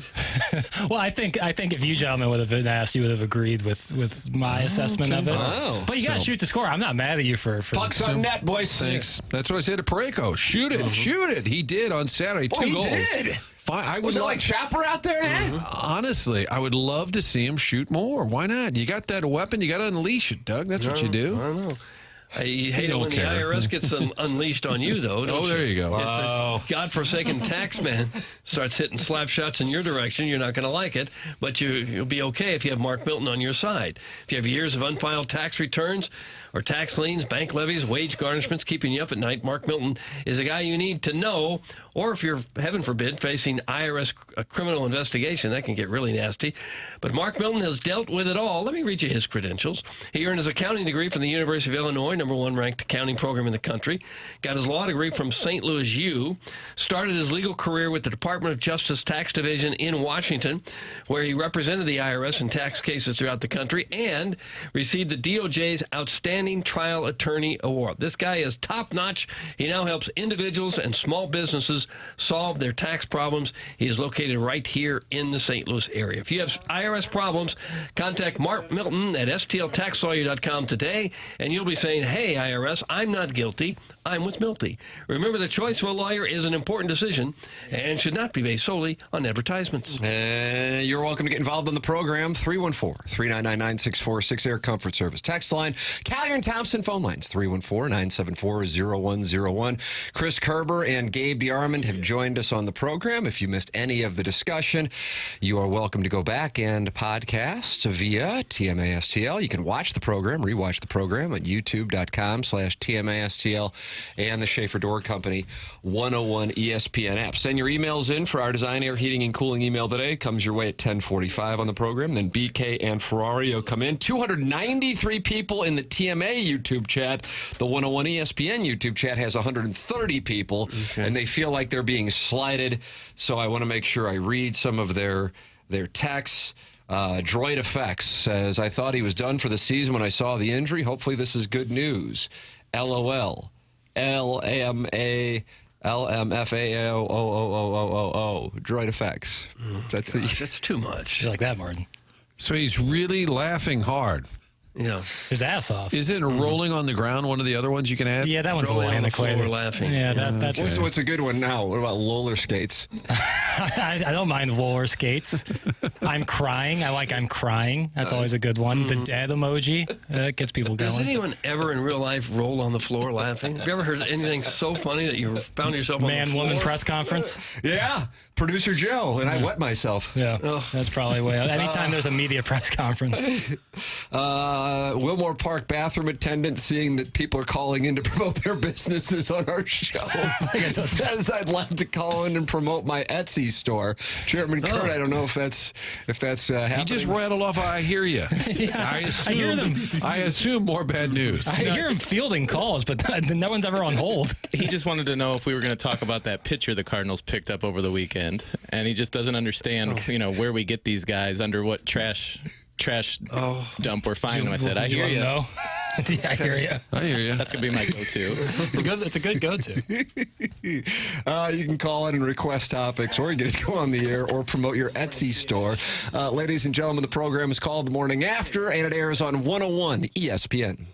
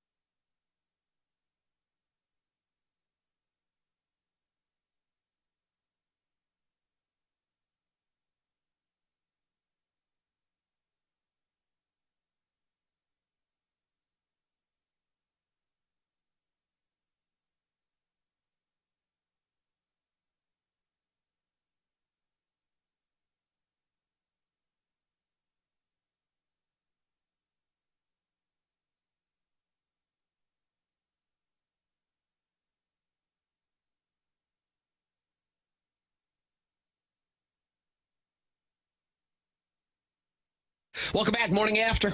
It's presented by Brian Crouppen, Tim McKernan, Doug Vaughn, Martin Kilcoyne, Jackson Burkett, Chairman Kurt fielding calls. The people call in, but they don't want to be on the air. No. And if they do want to be on the air, they want to promote their Etsy store? Something like that.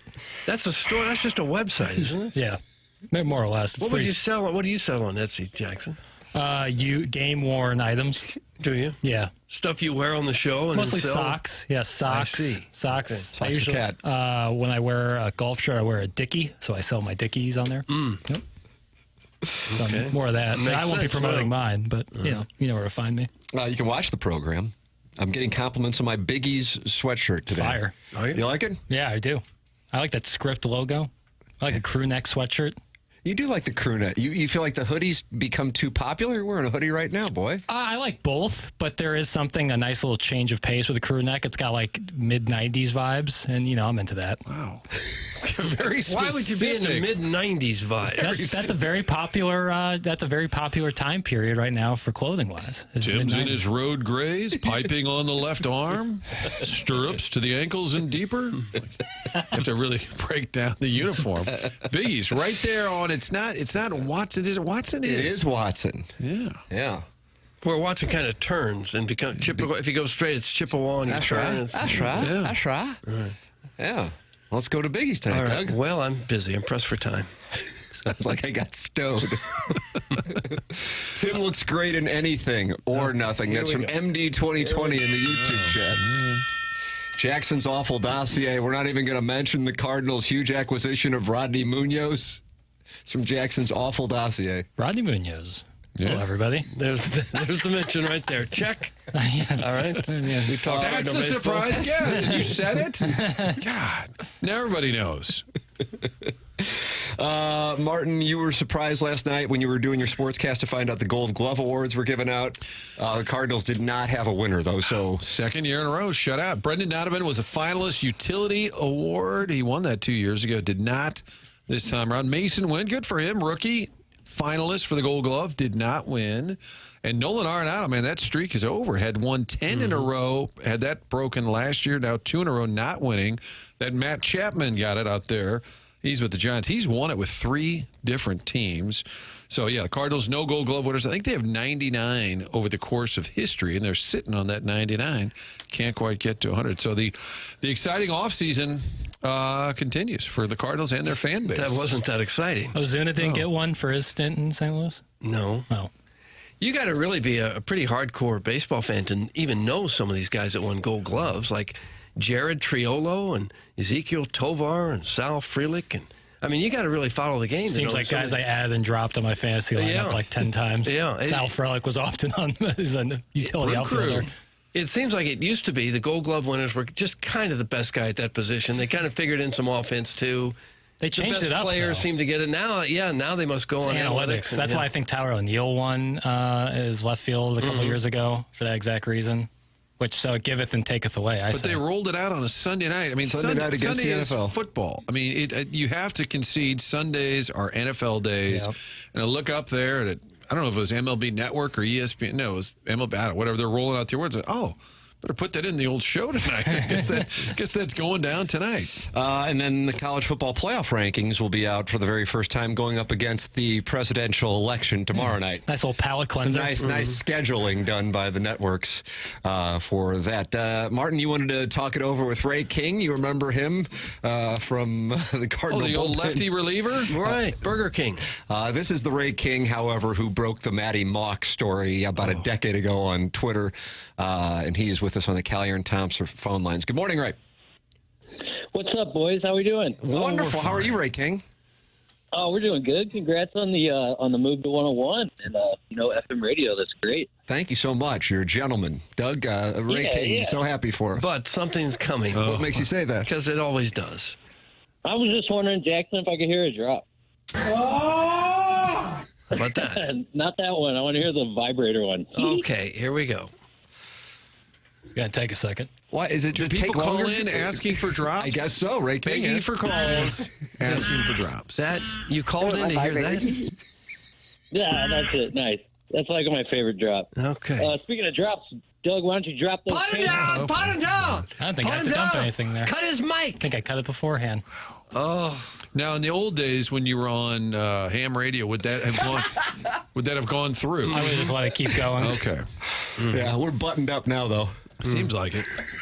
Doug, you saw that coming. I did, yeah. I've experienced this many times before. 17 years of being harassed by the audience. Many times. Doug knows. Didn't Ray King break one of your other stories? What was your story about a player coming on a plane from Arizona that was a free? Maybe it was Dexter Fowler? Yeah, wasn't that? Ray King was responsible for that, too. It was the Matty Mock. Ray King was the Jerry Berger of TMA. No, the Matty Mock thing, I think, is what Ray King is famous for. That was the greatest when news outlets in St. Louis and Kansas City were a Twitter profile featuring the picture of former Cardinal reliever Ray King. Yeah, had the Matty Mock alleged cocaine use story. There's the audio. Yeah, and and if those media people were to look through Ray King's tweets, they were not a lot of news breaking, a lot of tweeting at Doug or at TMA. So they were probably like, "Is this really Ray King? Why does he have this video?" Either way, it was a wonderful story. Martin, we're getting conflicting feedback in the Collier and Thompson text inbox. You think your lame-ass mothership will fire Jason Kelce? Oh, I thought that was just calling us lame. They're calling ESPN? No. There's no way in the world. No shot. Okay. No way. I don't think that they will. So they're upset that he could potentially be in hot water. I don't think he will be. And we in played hot that Kelce audio earlier where he spiked the phone, which was outstanding. It was great. We all enjoyed it? The consensus across the board? I saw yesterday, too, from the public was that this was... Oh, it's so good. Yeah, I don't but think the heat he's getting now is over his reaction and using the homophobic slur, right, but he was throwing saying it back at the in guy. response. It's not like he just busted it out. Hey guys, the show is really good today. Like for realsy. That's from Sir Ian McKellen's Thirst for Boy Juice. Oh, Sir. And there's no more microphone buzz either. Yeah, as of right now. Rut came in. Let's not jinx anything. I think the show started slow and then picked up. Yeah, how about that, Jackson? You do reviews of the show. Feeling good. Heavy grade for all you guys. You guys have all done really well. Grade. I've failed us multiple times. Oh my gosh, what happened? Buzzing microphones. I didn't have a mic. I was Jodie Foster and Nell for a little bit. It's probably offensive. I was kind of all over the place. But you guys have done great. You guys have carried us. I need to be better. I think we were chasing the game early, and then we sort of settled in, and things sort of worked out. We got the Broberg update. Once we got that going, I really felt we hit our stride. Essentially, we read Jeremy Rutherford's tweet, and that was a sign of success. An hour later. Hey, Martin, I know calling in asking for drops is crazy, but it may shock you to know that a couple of weeks ago, the board op just played them on his own all show long. It was amazing. That's from Big Tuft. Is that true? Is that something I did? I play drops all the time. Mm-hmm. I do believe in charity, and I do believe in giving back to the community. And one of the things that this station will do that's different than any other radio stations that I think in St. Louis is we're going to donate time on our times that we don't use the station or where it's not a profitable thing for us to do or whatever. And it's going to be Sunday mornings. It's going to be called Donating Back to the Community Charity. Now, how that will happen, we haven't yet worked out, but I do believe in it. There you go. Mm-hmm. What was the name of the show? We had no programming. We had no programming. Please, somebody come up with a show. This is you, big man. Just get a show. Donate some time. Donate some gift cards. We'll pass them out every once in a while. That's a great plan. Let's get some really good people at radio. Martin, I know you have some things that you have at 10 o'clock. Well, I'm going to go line up some community charity shows. We might have to bump Biff and Show. Don't do that. I apologize in advance. We may bump Biff and Show for our community outreach. Oh, so that debut is TBD, but people are buzzing about Biff and Show's return. I am P1 on Biff and Show. Kind of broke news on the show. Yeah, that was huge. Martin, we will see you tomorrow. Doug and I will return with Jackson asking us questions. What is today's series of questions called? It's a weekend wrap-up. Oh, weekend wrap-up. Oh, gosh. Well, you could hold a press conference with these kind of catchy titles. I feel like an SID in a way. We welcome people to email in for our Design Air Heating and Cooling email today. It comes your way at 10:45. Martin, we'll see you tomorrow. I think so. Yeah, it's day by day. This is TMA. It's presented to you by Brown and Crouppen.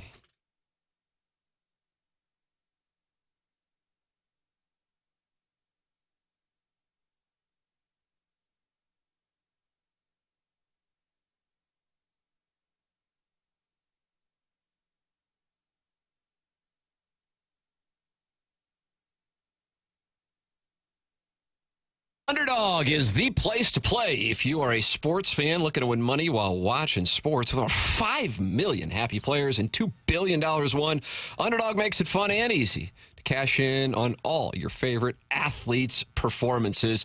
And Underdog has all kinds of incentives for you. This season, Underdog will be running a special promo or bonus almost every single day, like profit boosts, pump up your winnings, and just a tap when you apply the boost to eligible entries. Discounts. You'll get adjusted projections on certain player stats to give you a better shot at a big W. And free picks. They're basically a sure thing. A player just has to get higher than 0.5 for that selection to win. Plus, all new users get a free pick. Download the app, sign up with promo code PARTY, and deposit now to get up to $1,000 in bonus cash instantly. That's promo code PARTY. Must be 18 or older and present in a state where Underdog Fantasy operates. Terms apply. Concerned with your play? Call 1-800-GAMBLER or visit ncpgambling.org.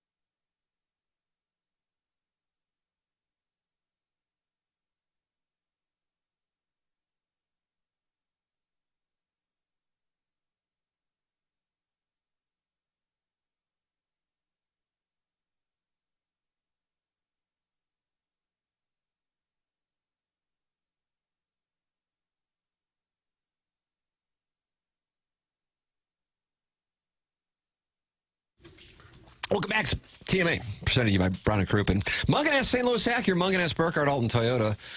10 o'clock hour, which will feature the Design Air Heating and Cooling email of the day at 10:45. Your calls are always welcome. So far, we've heard from Ray King and Biff. Strong calls. But I see somebody is going to call in to, Scissor Me Timbers says he's going to call in to promote his Facebook Marketplace business on gently used Sibians. Oh, well, I don't need any refurbished. of those. That's where the real market is. It's when you can kind of refurbish them. I don't know. So that's what the phone lines are for? That's what Collier and Thompson's getting? I mean, they had Gabe at 9 o'clock and Chris Kerber at 8:15, which you go back on the 101 ESPN app presented to you by Schaefer Door Company and listen to. But now it's just people are like, what's that Trading Post show, Doug, where somebody would call Cam Wax in the morning, yeah. People would call in, yeah. I got an old wheelbarrow. I'd like $6 if I can get it. Best offer. That's and then they give their phone number, yeah. That's read this dumbass text. Here's Jennings Jr. Jackson has 6 questions for us, Doug. He calls it the weekend wrap-up. Okay. I do want to quickly talk about this bad beat here in the Dolphins-Bills game yesterday.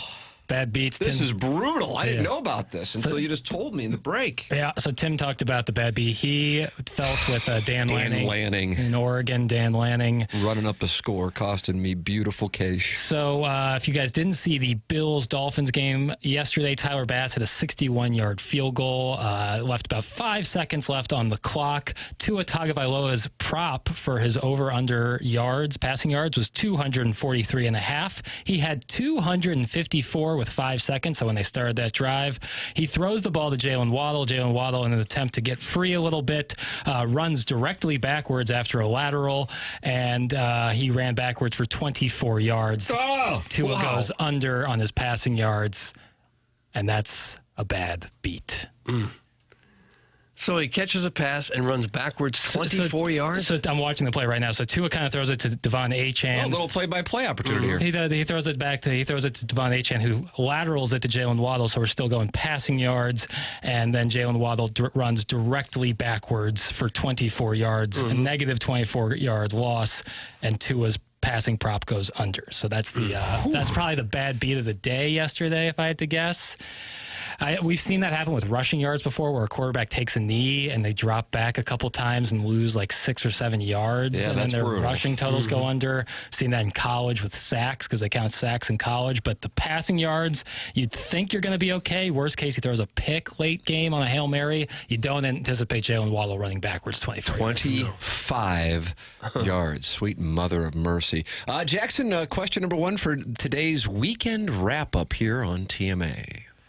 Who do you think is the true face of St. Louis sports? Who has been over the years, and do you think this dip in local sports could have lasting effects on younger fans when you can't identify a true face of St. Louis sports? So that's interesting, Doug. He asked the question, who is the face, and then at the end announces that there is not a face. One of the more poorly written questions I've ever done.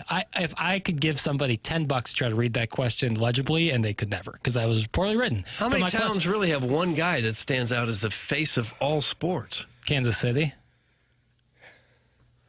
Jackson has dunked on you. Well, okay, Patrick Mahomes is the face of all sports in Kansas City? 100%.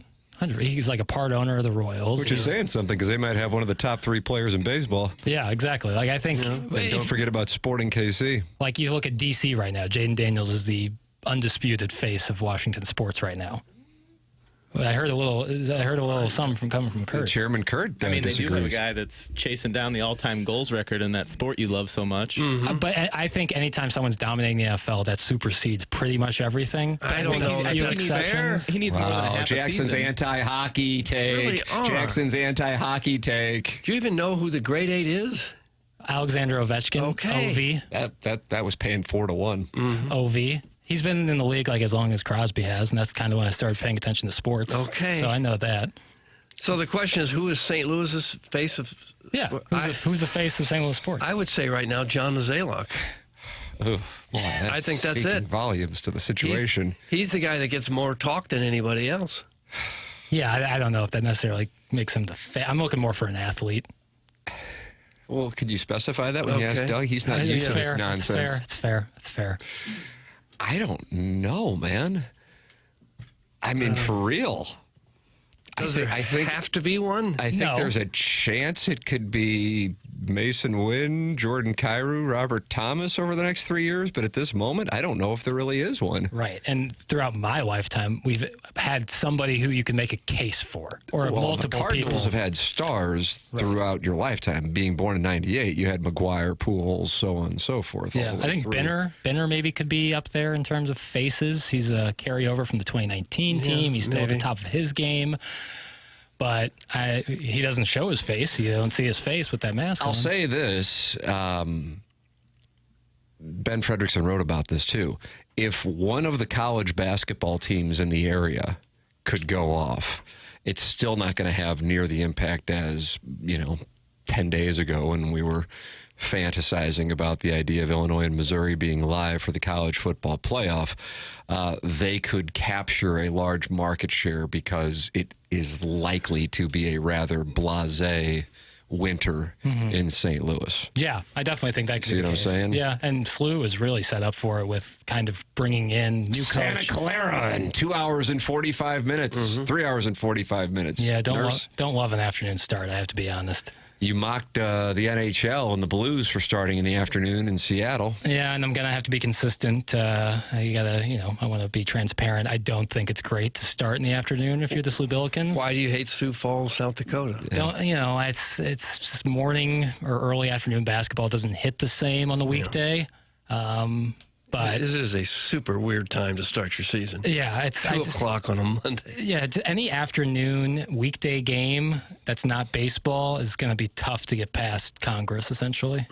Personally, I don't love it. But Mizzou starts at 7. So did you have some answer for us on the face of St. Louis I think sport? Mason Wynn, you can make a real argument. I think Mason Wynn or Jordan Bennington, you can make a real Mason argument. It's good to have somebody join me in our disappointment in your answers. Most people wouldn't know Mason Wynn if they passed him in Galleria Mall. All right, you got a better answer? Terrific player, but he doesn't your have question, butt-ass. Yeah, I know, and I gave an answer. That's not my fault you don't like It's it. John Mazalek. He's the best known person, I think, right now in all of St. Louis sports. All right.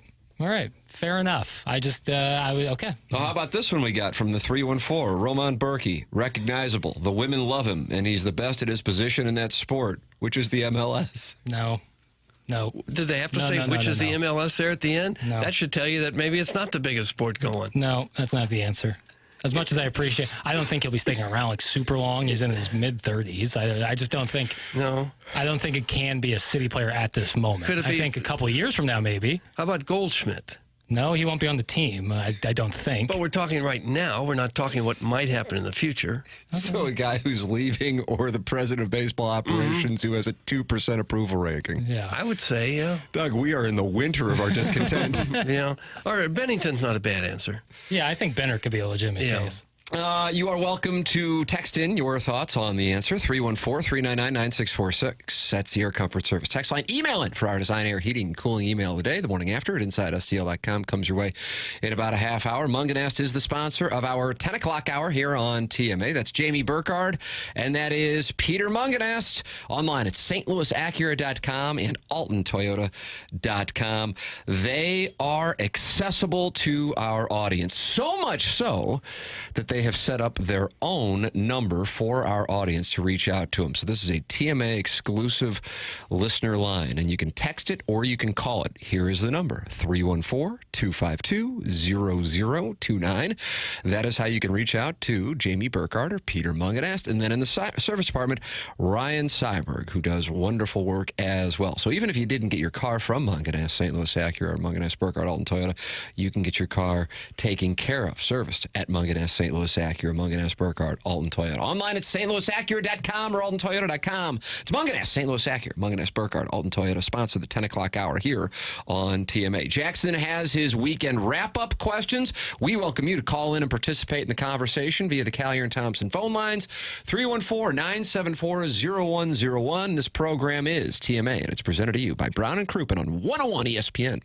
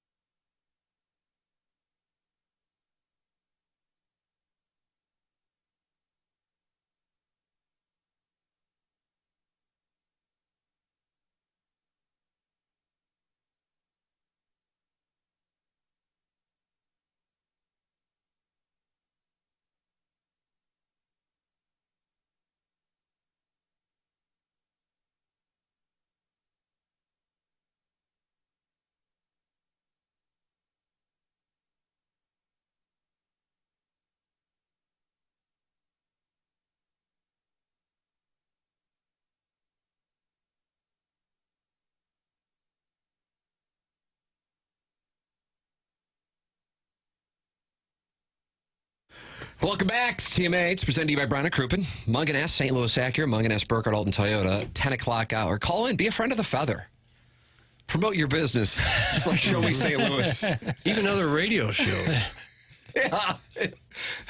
314-974-0101 and call into the Collier and Thompson phone lines. We have the Design, Air, Heating, and Cooling email today coming your way at 10:45. We are in the midst of Jackson's weekend wrap-up, a series of questions. Jackson, the first question, not particularly well received, which was, who is the face of St. Louis sports? Texter made the observation that Jackson asked a question, told us there was not an answer. Then he answered the question, and then the answer to his own question was wrong. It was truly amazing. That's from the 314. I don't know. I just quickly went to a question that I had written down, and it was worded so poorly, and I was looking at someone to blame. I wrote the question. Yeah, so who are you going to blame? I guess I got to find somebody. Kurt? You want to blame Chairman Kurt? You want to shoulder this one? What do I need to do? Yeah, exactly. So it's on me. I messed up. I don't know why I wrote it like that. That was one of the more poorly written questions. What time and day did you write that? That in itself is a great question, Tim.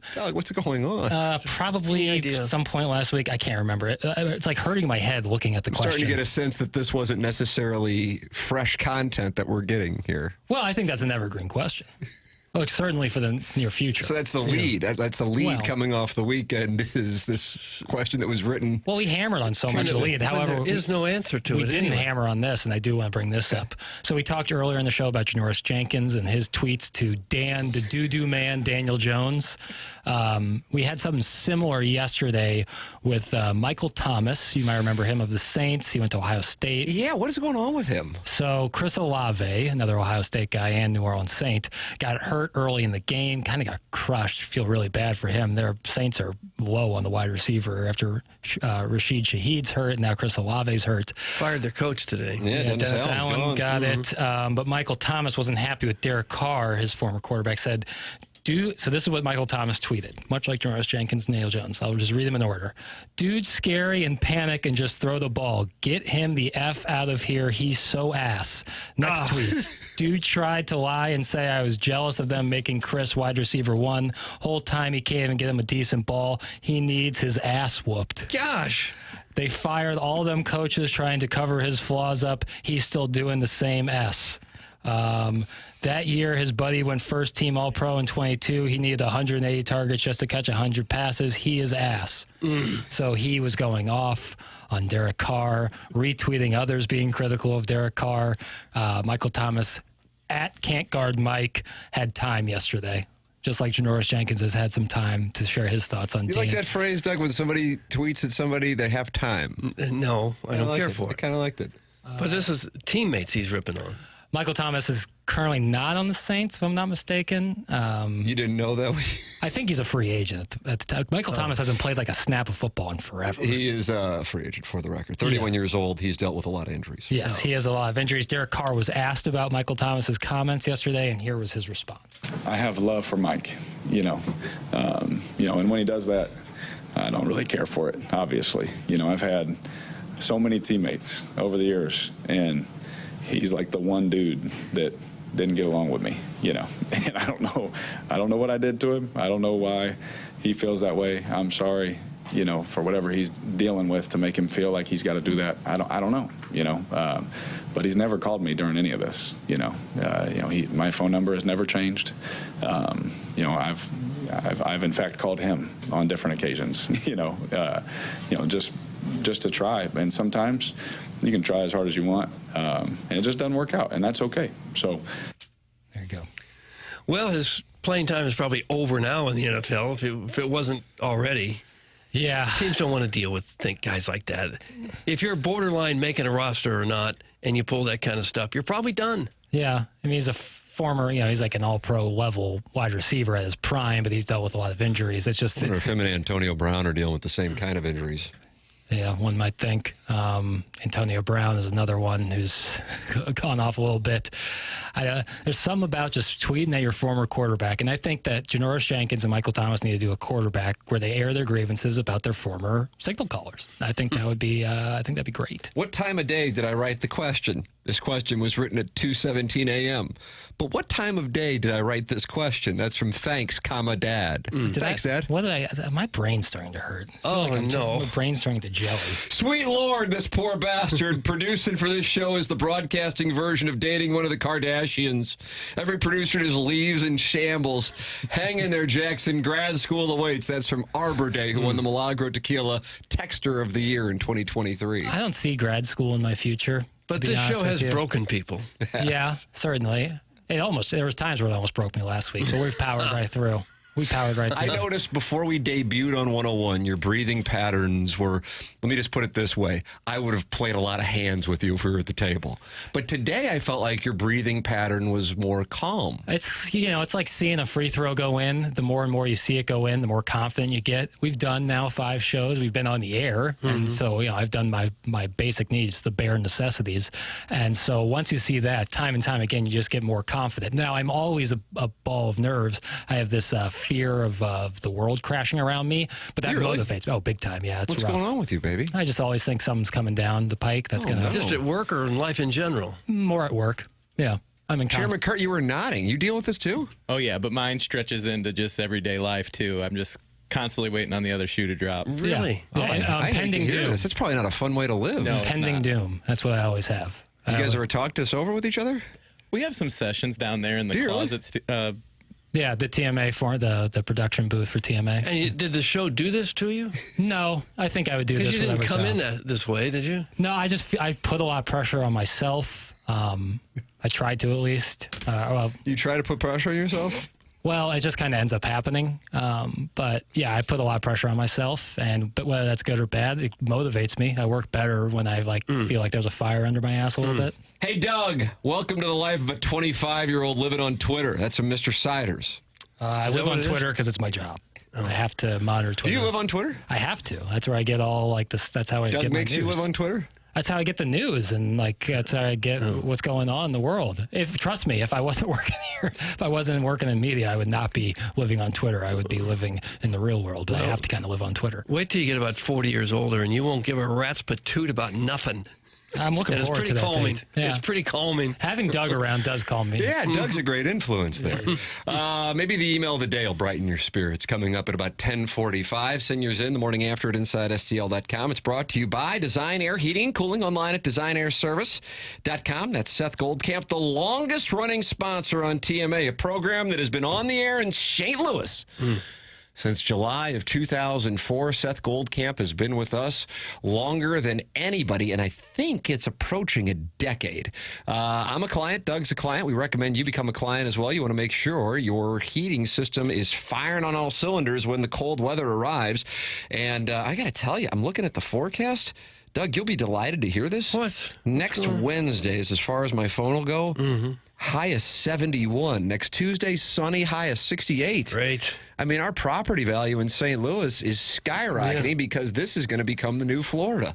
Or San Diego. We live in San Diego now. I think that's what we got. Although today's kind of dreary, but it's still not cold. It happens in San Diego once a month, but that's what we have in St. Louis now. It is Design Air Heating and Cooling. When you have issues with your heating and cooling system, go to DesignAirService.com. Or you want to make sure that heating system is firing for when the weather does get cold, go to DesignAirService.com. That's Seth Goldcamp, 4th generation, no upselling at Design Air Heating and Cooling online at DesignAirService.com. Tim McKernan, Doug Vaughn, Jackson Burkett, Chairman Kurt with you. This is TMA, and it's presented to you by Brown and Crouppen on 101 ESPN.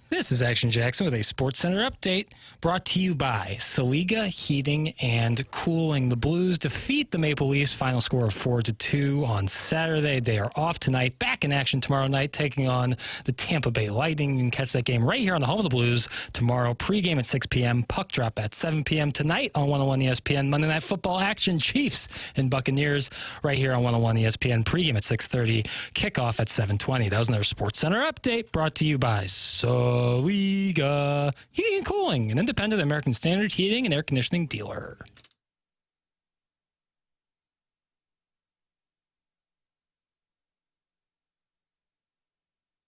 It's the morning after.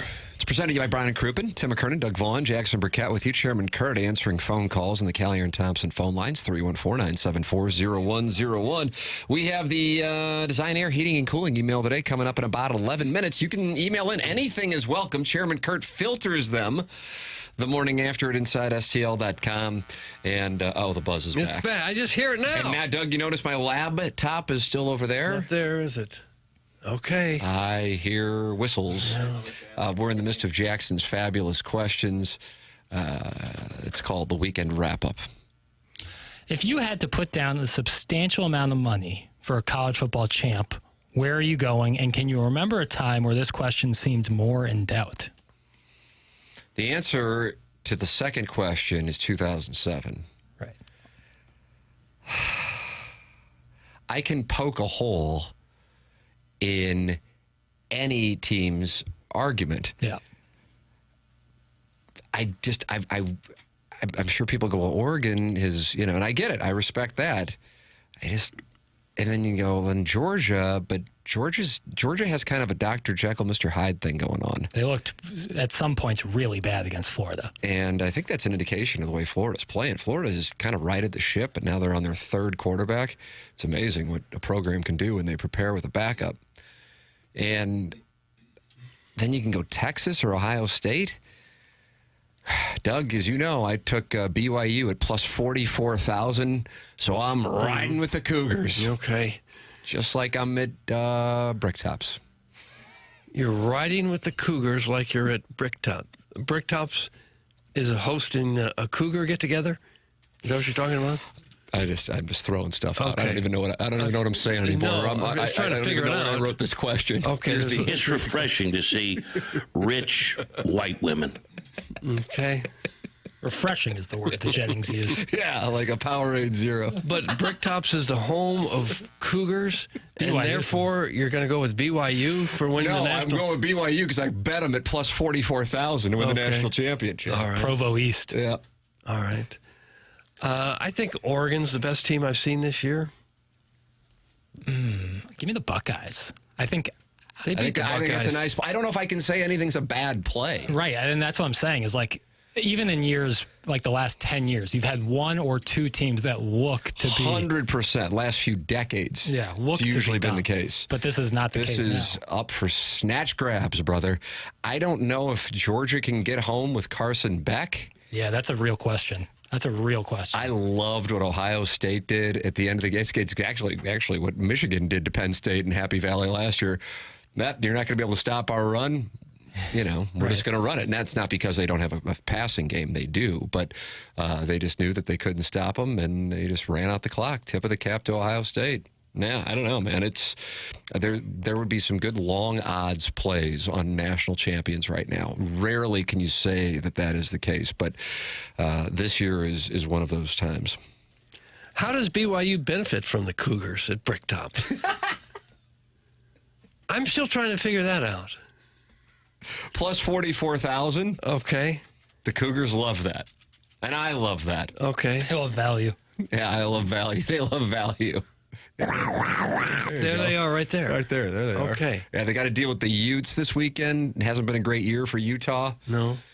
But what if Deion Sanders got in as the 4 seed? There's a little talk about that in this tournament. That's a possibility. If they get in, that's the team I'd root for. I would get. You would root for Colorado over Notre Dame?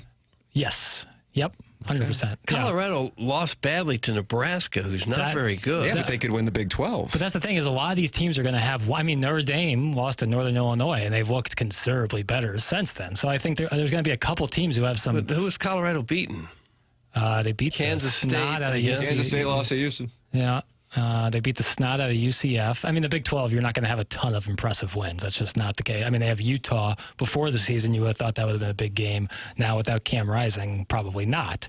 So I think there's going to be a lot of teams out there with things that used to disqualify you from playoff college football that now kind of have to be accepted with the expanded playoff and the nature of the 2024 season. I don't know. I just feel I can get a better breakdown than that from the Cougars at Bricktop. Thank you very much. My stepdad and I used to paint each other's chest. Okay, and that's the end of the sentence? I don't know what... I think it was something about shaving when the Cardinals win. I don't know. That was Tony Messenger from the Post-Dispatch who said that. Yes. Yeah. Okay. Brief appearance on... He just walked into the studio, announced that, and walked and left as quickly as he arrived. That's correct. Okay. Well, for my money, Oregon's the best team I've seen so far. Chairman Kurt, who would you put your cash on? I'm with Jackson, Ohio State. I mean, they went to... Another alliance. Jackson's got all these alliances. On the road and at Oregon, played them tough. Went to Happy Valley, won that game. Makeshift offensive line. I can't dispute it. The worst they actually looked was against Nebraska. I didn't think they looked bad against Oregon. I know they lost the game. The Nebraska one was the one that... But maybe they were looking ahead, Doug. Looking ahead sometimes. Looking ahead to the trip to Happy Valley. A couple weeks ago, I would have said Georgia, but is that 2 weeks in a row with 3 picks for Beck?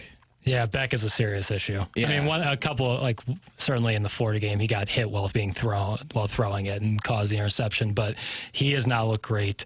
There's been moments where all of these teams have looked like the best. There's been moments where Georgia's looked like the best, Texas looked like the best, Oregon, Ohio State, so on and so forth. But no one's had like sustained 3 weeks in a row where you're like, yep, there's your best team. Oregon would have the best shot at that, and that's why they're number one. I want to see the Hoosiers win it. So do I. Wouldn't that be incredible? I might root for the Hoosiers over Colorado. I think I like Kurt Signature They are a lot. 13.5-point favorites against Michigan. Jesus. Can you imagine hearing that at the beginning of the season? Maybe hoops, you would think that, but definitely not football. 13.5 points, then they get a bye week, and then off to Columbus. And will it be a day game in Columbus? And if you're pulling for Indiana, you hope it is. Yeah, I guess for that standpoint, you would. But, God, that's just it takes all the wind out of your sail when you're kicking off Central Time at 11 a.m. Morning football does not get the people going like a night game. God bless you. I share your view. This is frustrating. Jackson, see if you can deal with it. This is this impending sense of doom you have. Here, but before we go to break here, I've come up with football guys, like when you're watching the game and you get guys next to you. What is this right now? Guys. You about to do like a bit? There's almost always guys next to you watching a football But which game. one is worse? So I have guy who constantly says, is the broadcast team wearing whatever opposing team's gear? So is that guy? How about guy when the offense isn't working is insistent on running more slant routes? Who is that guy? Oh, it's out there, brother. Sounds like you're mad about one of your buddies and you're passive-aggressively doling out jurisprudence on the air. Well, this one is kind of me, guy who plays too much Madden or college football video games, questioning play calls. Yep. A guy who played high school football, critiquing the most unimportant techniques of professional football players. Chicken Little guy who deems the game or season is over in the first quarter. Yeah. And guy with 100 bets all across the slate cheering for and against every other play. Yeah, I might be that guy. With like $2 parlays. Is this which guy do we dislike the most? Is that the question? Yeah. I guess I'd go for the slant route guy. I would love to actually meet slant route guy. He's out there. A lot more quick routes. They want quick routes, a lot more comeback routes. He's tired of the wheel routes? Yeah, they want more button hooks. Okay. Yeah, I like that. I like a guy who played high school football critiquing like blocking technique of offensive linemen who play D1 football. I see in the YouTube chat, Carson Beck looks like a budding finance bro who pays for his natty light kegs with crypto. Yeah, That's from Too Fat to Kayak. People going after his appearance a lot. He's got the sleeve tattoo on one of the arms. Does he look like a budding finance bro? No, but there's been a lot of conversation around his look. It's tough to describe. Some people just say he looks like a girl. I don't know. He kind of doesn't have that stocky, studly look that nearly all of the football players have. You were super attracted to former Notre Dame and Wake Forest quarterback Sam Hartman? Yeah. Oh, my God. How could you not be? Come on. That hair, it was like a redwood forest, how thick the roots were. My God, he'll never lose. Doug, you're thinking about getting up and walking out. He'll never lose that hair. That'll be his hair forever. That's unbelievable. Sam Hartman. Well, now how do you know that? The Morning After, 101 ESPN. A lot of guys in college have fantastic hair, but you come back in 20 years, not so much. Not me. I didn't have Sam Hartman hair in college. 101 ESPN YouTube chat wants Jackson to rank the 4 hottest football guys Ooh. That's from the Wentzville walking Just stick, like too. guys who watch football, McConaughey would be up there. He likes watching ball. For heaven's sakes. He'd be way up there. I don't know if I can name 3 other, just guys who watch football. I don't know if I have them. That you're attracted to. Oh, boy. Yeah. Oh, man. Imagine. Cousin Shane. What in the world are we doing right now? Rondo. Yeah, I think those would be my top 3, and then dealer's choice for the 4th. Dealer's choice. I like that. A good dealer's choice. I think Dr. Brandon Pryor's. Oh, yeah, he's a Tennessee fan, though, which is... He's one of our sponsors. Jackson just referred to his appearance, but then doesn't like that he loves the Vols. He built a brand new office with the most modern of technology, with the patient experience at the front of mind. That's at 100 West Dental on Manchester, right across from Munganess, St. Louis Acura, in Manchester/Baldwin, Missouri. No dental insurance. That's not a problem at 100 West Dental. The membership plan aids in the cost of dental work for those who do not have dental insurance. And I think a lot of people get caught up in going, well, my dental health's different than the rest of my body's health, and that is not the case. Bad dental health can affect your body's health. As logical as that seems, sometimes people separate the two, probably because medical insurance and dental insurance can be separated. Well, don't separate it. Make sure it's taken care of, and go to a dentist who understands the patient's experience is the top priority. Go to 100westdental.com. That's 100westdental.com, or call 636-585-0100. It's 100westdental.com. And if you're interested in Invisalign, they're running a special where if you mention my name, you get $1,000 off an Invisalign package at 100 West Dental. It's 100westdental.com. Dr. Brandon Pryor and 100 West Dental. Take a commercial break. Come back with the Design, Air, Heating, and Cooling email today. BK and Ferrari at 11 o'clock. This is TMA, presented to you by Brown and Crouppen on 101 ESPN.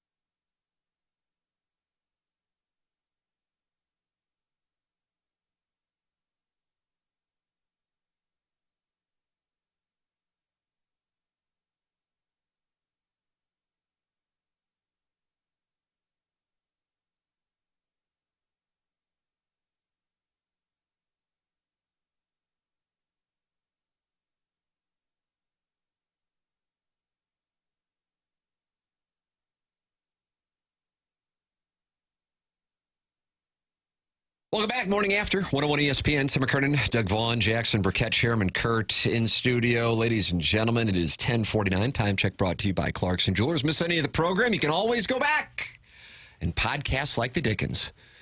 It's brought to you by Schaefer Door Company, that 101 ESPN app. We also have the TMA STL app. Don't forget, coming up here in a week from Friday, and you can sign up your team for the TMA Trivia Night. It's our third annual Trivia Night at St. Gabriel the Archangel. 7:30 is when everything gets underway. And $50. I mean, if you think about going out to dinner and getting drinks, you're going to spend more than $50. But for this, you get the Trivia Night, and your ticket includes barbecue from Heavy Smoke. And that's World Championship barbecue there with Chris from Heavy Smoke. Plus your beer, canned cocktails, and seltzers from Show Me Beverages. That's all for $50. Plus, you can bring your own food and drink. And you're experiencing the aura of St. Gabriel's Gymnasium. Doug, I know you call it the Stitz, named after Monsignor Stitz, and he was the Monsignor there before Monsignor. Did you say Lubelai or Lubeli? I don't know these people, Tim. I didn't go to school. Most people don't care about other people's elementary schools. Wow. They're called grade schools, Doug. Wow. That'll be something you'll want to drop out of, Jackson. That's going to be a problem. That is going to be a real problem. Go to TMASTL.com to sign up your team of 8, or you can just you and one other person, and then they'll put you with a team.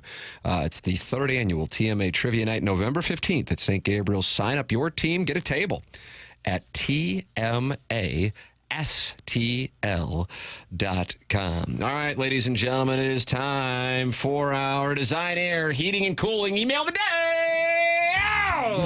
Chairman Kurt, how well did you filter these? Because I feel like there's a portion of the TMA audience that is trying to have certain words read on the 101 ESPN airwaves and making sure that you're really, really filtering. I put my full trust in JV golf coach and Buck Swope. I've kind of grandfathered them in. I trust them. But no matter what they say? Wow. I skim it. Okay. I'll give it a quick once over. Okay, if you could. But I think we're good. Filtering was strong today. Uh-oh. But what? What just happened? I just gave it one of these, Doug. Okay. This is going to be played in the courtroom someday. Oh. Megan Fox has toe thumbs. Elizabeth Taylor had a mutation of double eyelashes. Is that true? Interesting. Doug, is that true? It's all made up. Oh. None of what you're about to read is based on fact. That might be true, though.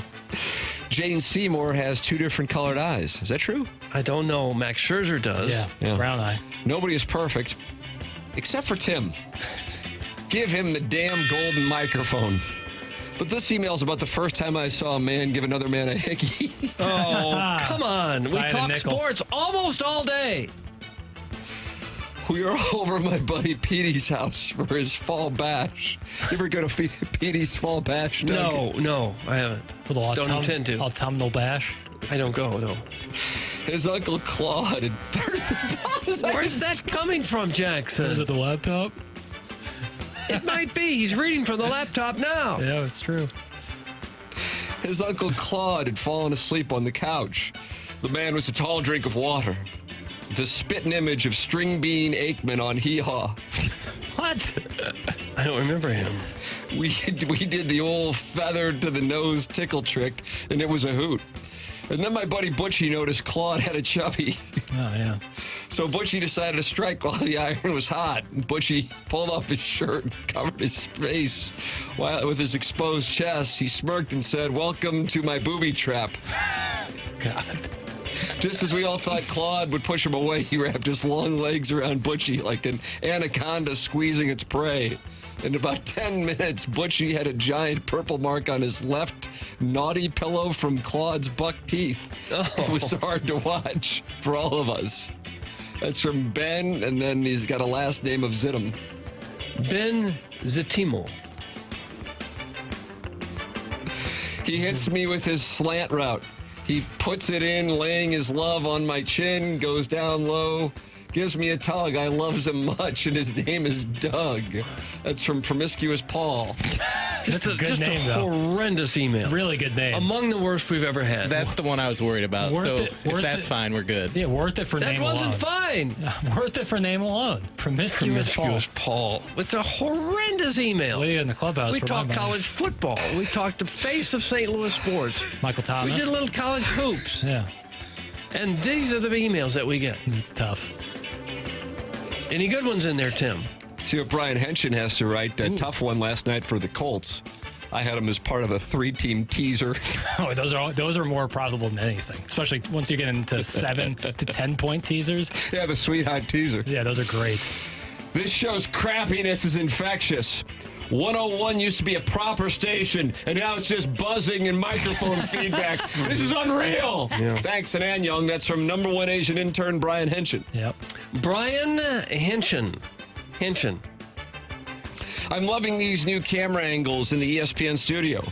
Not only can we count how many nose hairs Martin has, we can also see Jackson hold up a whiteboard, flashing signals to remind Tim about important show business. It's so cute to see Jackie Boy light up with pride as Tim perfectly executes a live reader, throws it to a commercial break right on time. He probably doesn't realize he's doing it, but after Tim acknowledges Jackson's scribbled notes on the whiteboard, Jackson looks back at Tim with his grin that says, "I love you, Dad." He reminds me of a 10-year-old sitting in the bleachers beaming proudly as his father legs out a game-tying double in a beer league softball game. Sadly, Team TMA will inevitably lose in extra innings as the microphones keep buzzing and Jackson forgets to actually turn on the YouTube cameras at the beginning of the program. Oh well, you can't win them all. That's probably why some people have called TMA the McNeese State of local radio. Speaking of basketball, like most 40-year-old Midwestern married men, I'm ready for the WNBA to come to St. Louis.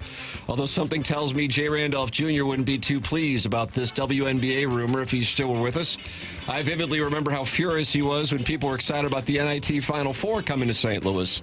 The real question is, between the XFL and MLS, can this city really support a third minor league sports franchise?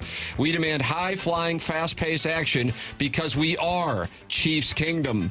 That's from the JV Golf Coach. Gosh, it was a little long. JV golf coach. And finally, Sadie Hawkins, Doug. Craig Berube returned on Saturday and received an extended ovation from appreciative fans as the Blues defeated Berube's Maple Leafs 4-2. Mizzou football was idle, but moved up in the rankings and still have a small chance to make the college football playoff, according to some clickbait architect who really isn't locked in on the Tigers' quarterback situation or their lack of any opportunity for a quality win on the remaining schedule. Penn State's head coach James Franklin got into a post-game altercation with a fan who apparently was still upset that Franklin called the timeout in order to ice a kicker up 56-0 against Georgia State 7 years ago. He's a horse's ass for doing that. Oh. But I think the lead is that a 50-something restaurant connoisseur has announced that he's bringing back his short-lived brokered radio show with Iggy co-hosting and Cucky the Dwarf handling the technology and stuff. Now, how that will happen, we haven't quite worked out, but I do believe in it. What an honor it is to win the Milagro Tequila Lister of the Month. To quote Vivian Azure, thank you so much, guys. Thank you so much for the nice words that you say. My compulsively emailing into this program all 23 shows in the month of October has been rewarded with a gift basket featuring Milagro Tequila, TMA swag, as well as a nomination for an award at a to-be-announced end-of-the-year award show where one of your producers may or may not convince a woman to spit into his mouth.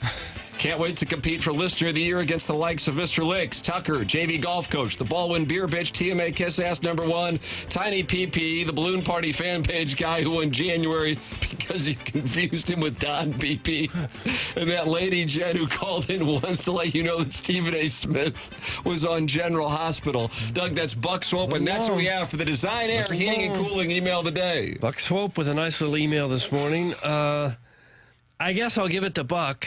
I guess I'll vote for Buck You sound Swope. like you're doing so reluctantly. Well, yeah, there wasn't one that just stood out. Because of that, I'm going best name. Promiscuous Paul gets my vote. Oh. I'm going to go JV Golf Coach. So, Chairman Kurt, you get your first Speaker of the House opportunity. Buck Swope was the best email Buck today. Swope is his one. Congratulations. Design, air, heating, and cooling email today, and he continues his momentum. There's so many alliances now on this show. I got to keep track of them. Hey, Mark Hanna's with Evergreen Wealth Strategies, and he's a wonderful gentleman. He's online at evergreenstl.com. I regret a number of things. One of them is majoring in journalism. Another one is not having a financial advisor in my 20s. Man, I wish I would have met Mark Hanna back then because it would have put me in a much better spot. Mark Hanna is with Evergreen Wealth Strategies, and he says even if you don't use him as a financial advisor, make sure you have a financial advisor. I've gotten to know Mark over the last 7 years since he's been advertising with us, and he is a wonderful person who runs a wonderful business as well. His number is 314-889-0503, or you can go online at evergreenstl.com. Once you get off the phone with Mark Hanna the first time, you'll realize exactly what I'm talking about. First-class person who cares about his clients and customizes plans individually to the client's needs and not a one-size-fits-all. It's Mark Hanna, Evergreen Wealth Strategies, online at evergreenstl.com. Time for us to go. BK and Ferrario are coming up next. For Chairman Kurt, Jackson Burkett, Martin Kilcoyne, my brother Kevin, Doug LaSelva, and Vaughn, I'm Tim McKernan. This has been TMA, presented to you by Brown & Crouppen on 101 ESPN.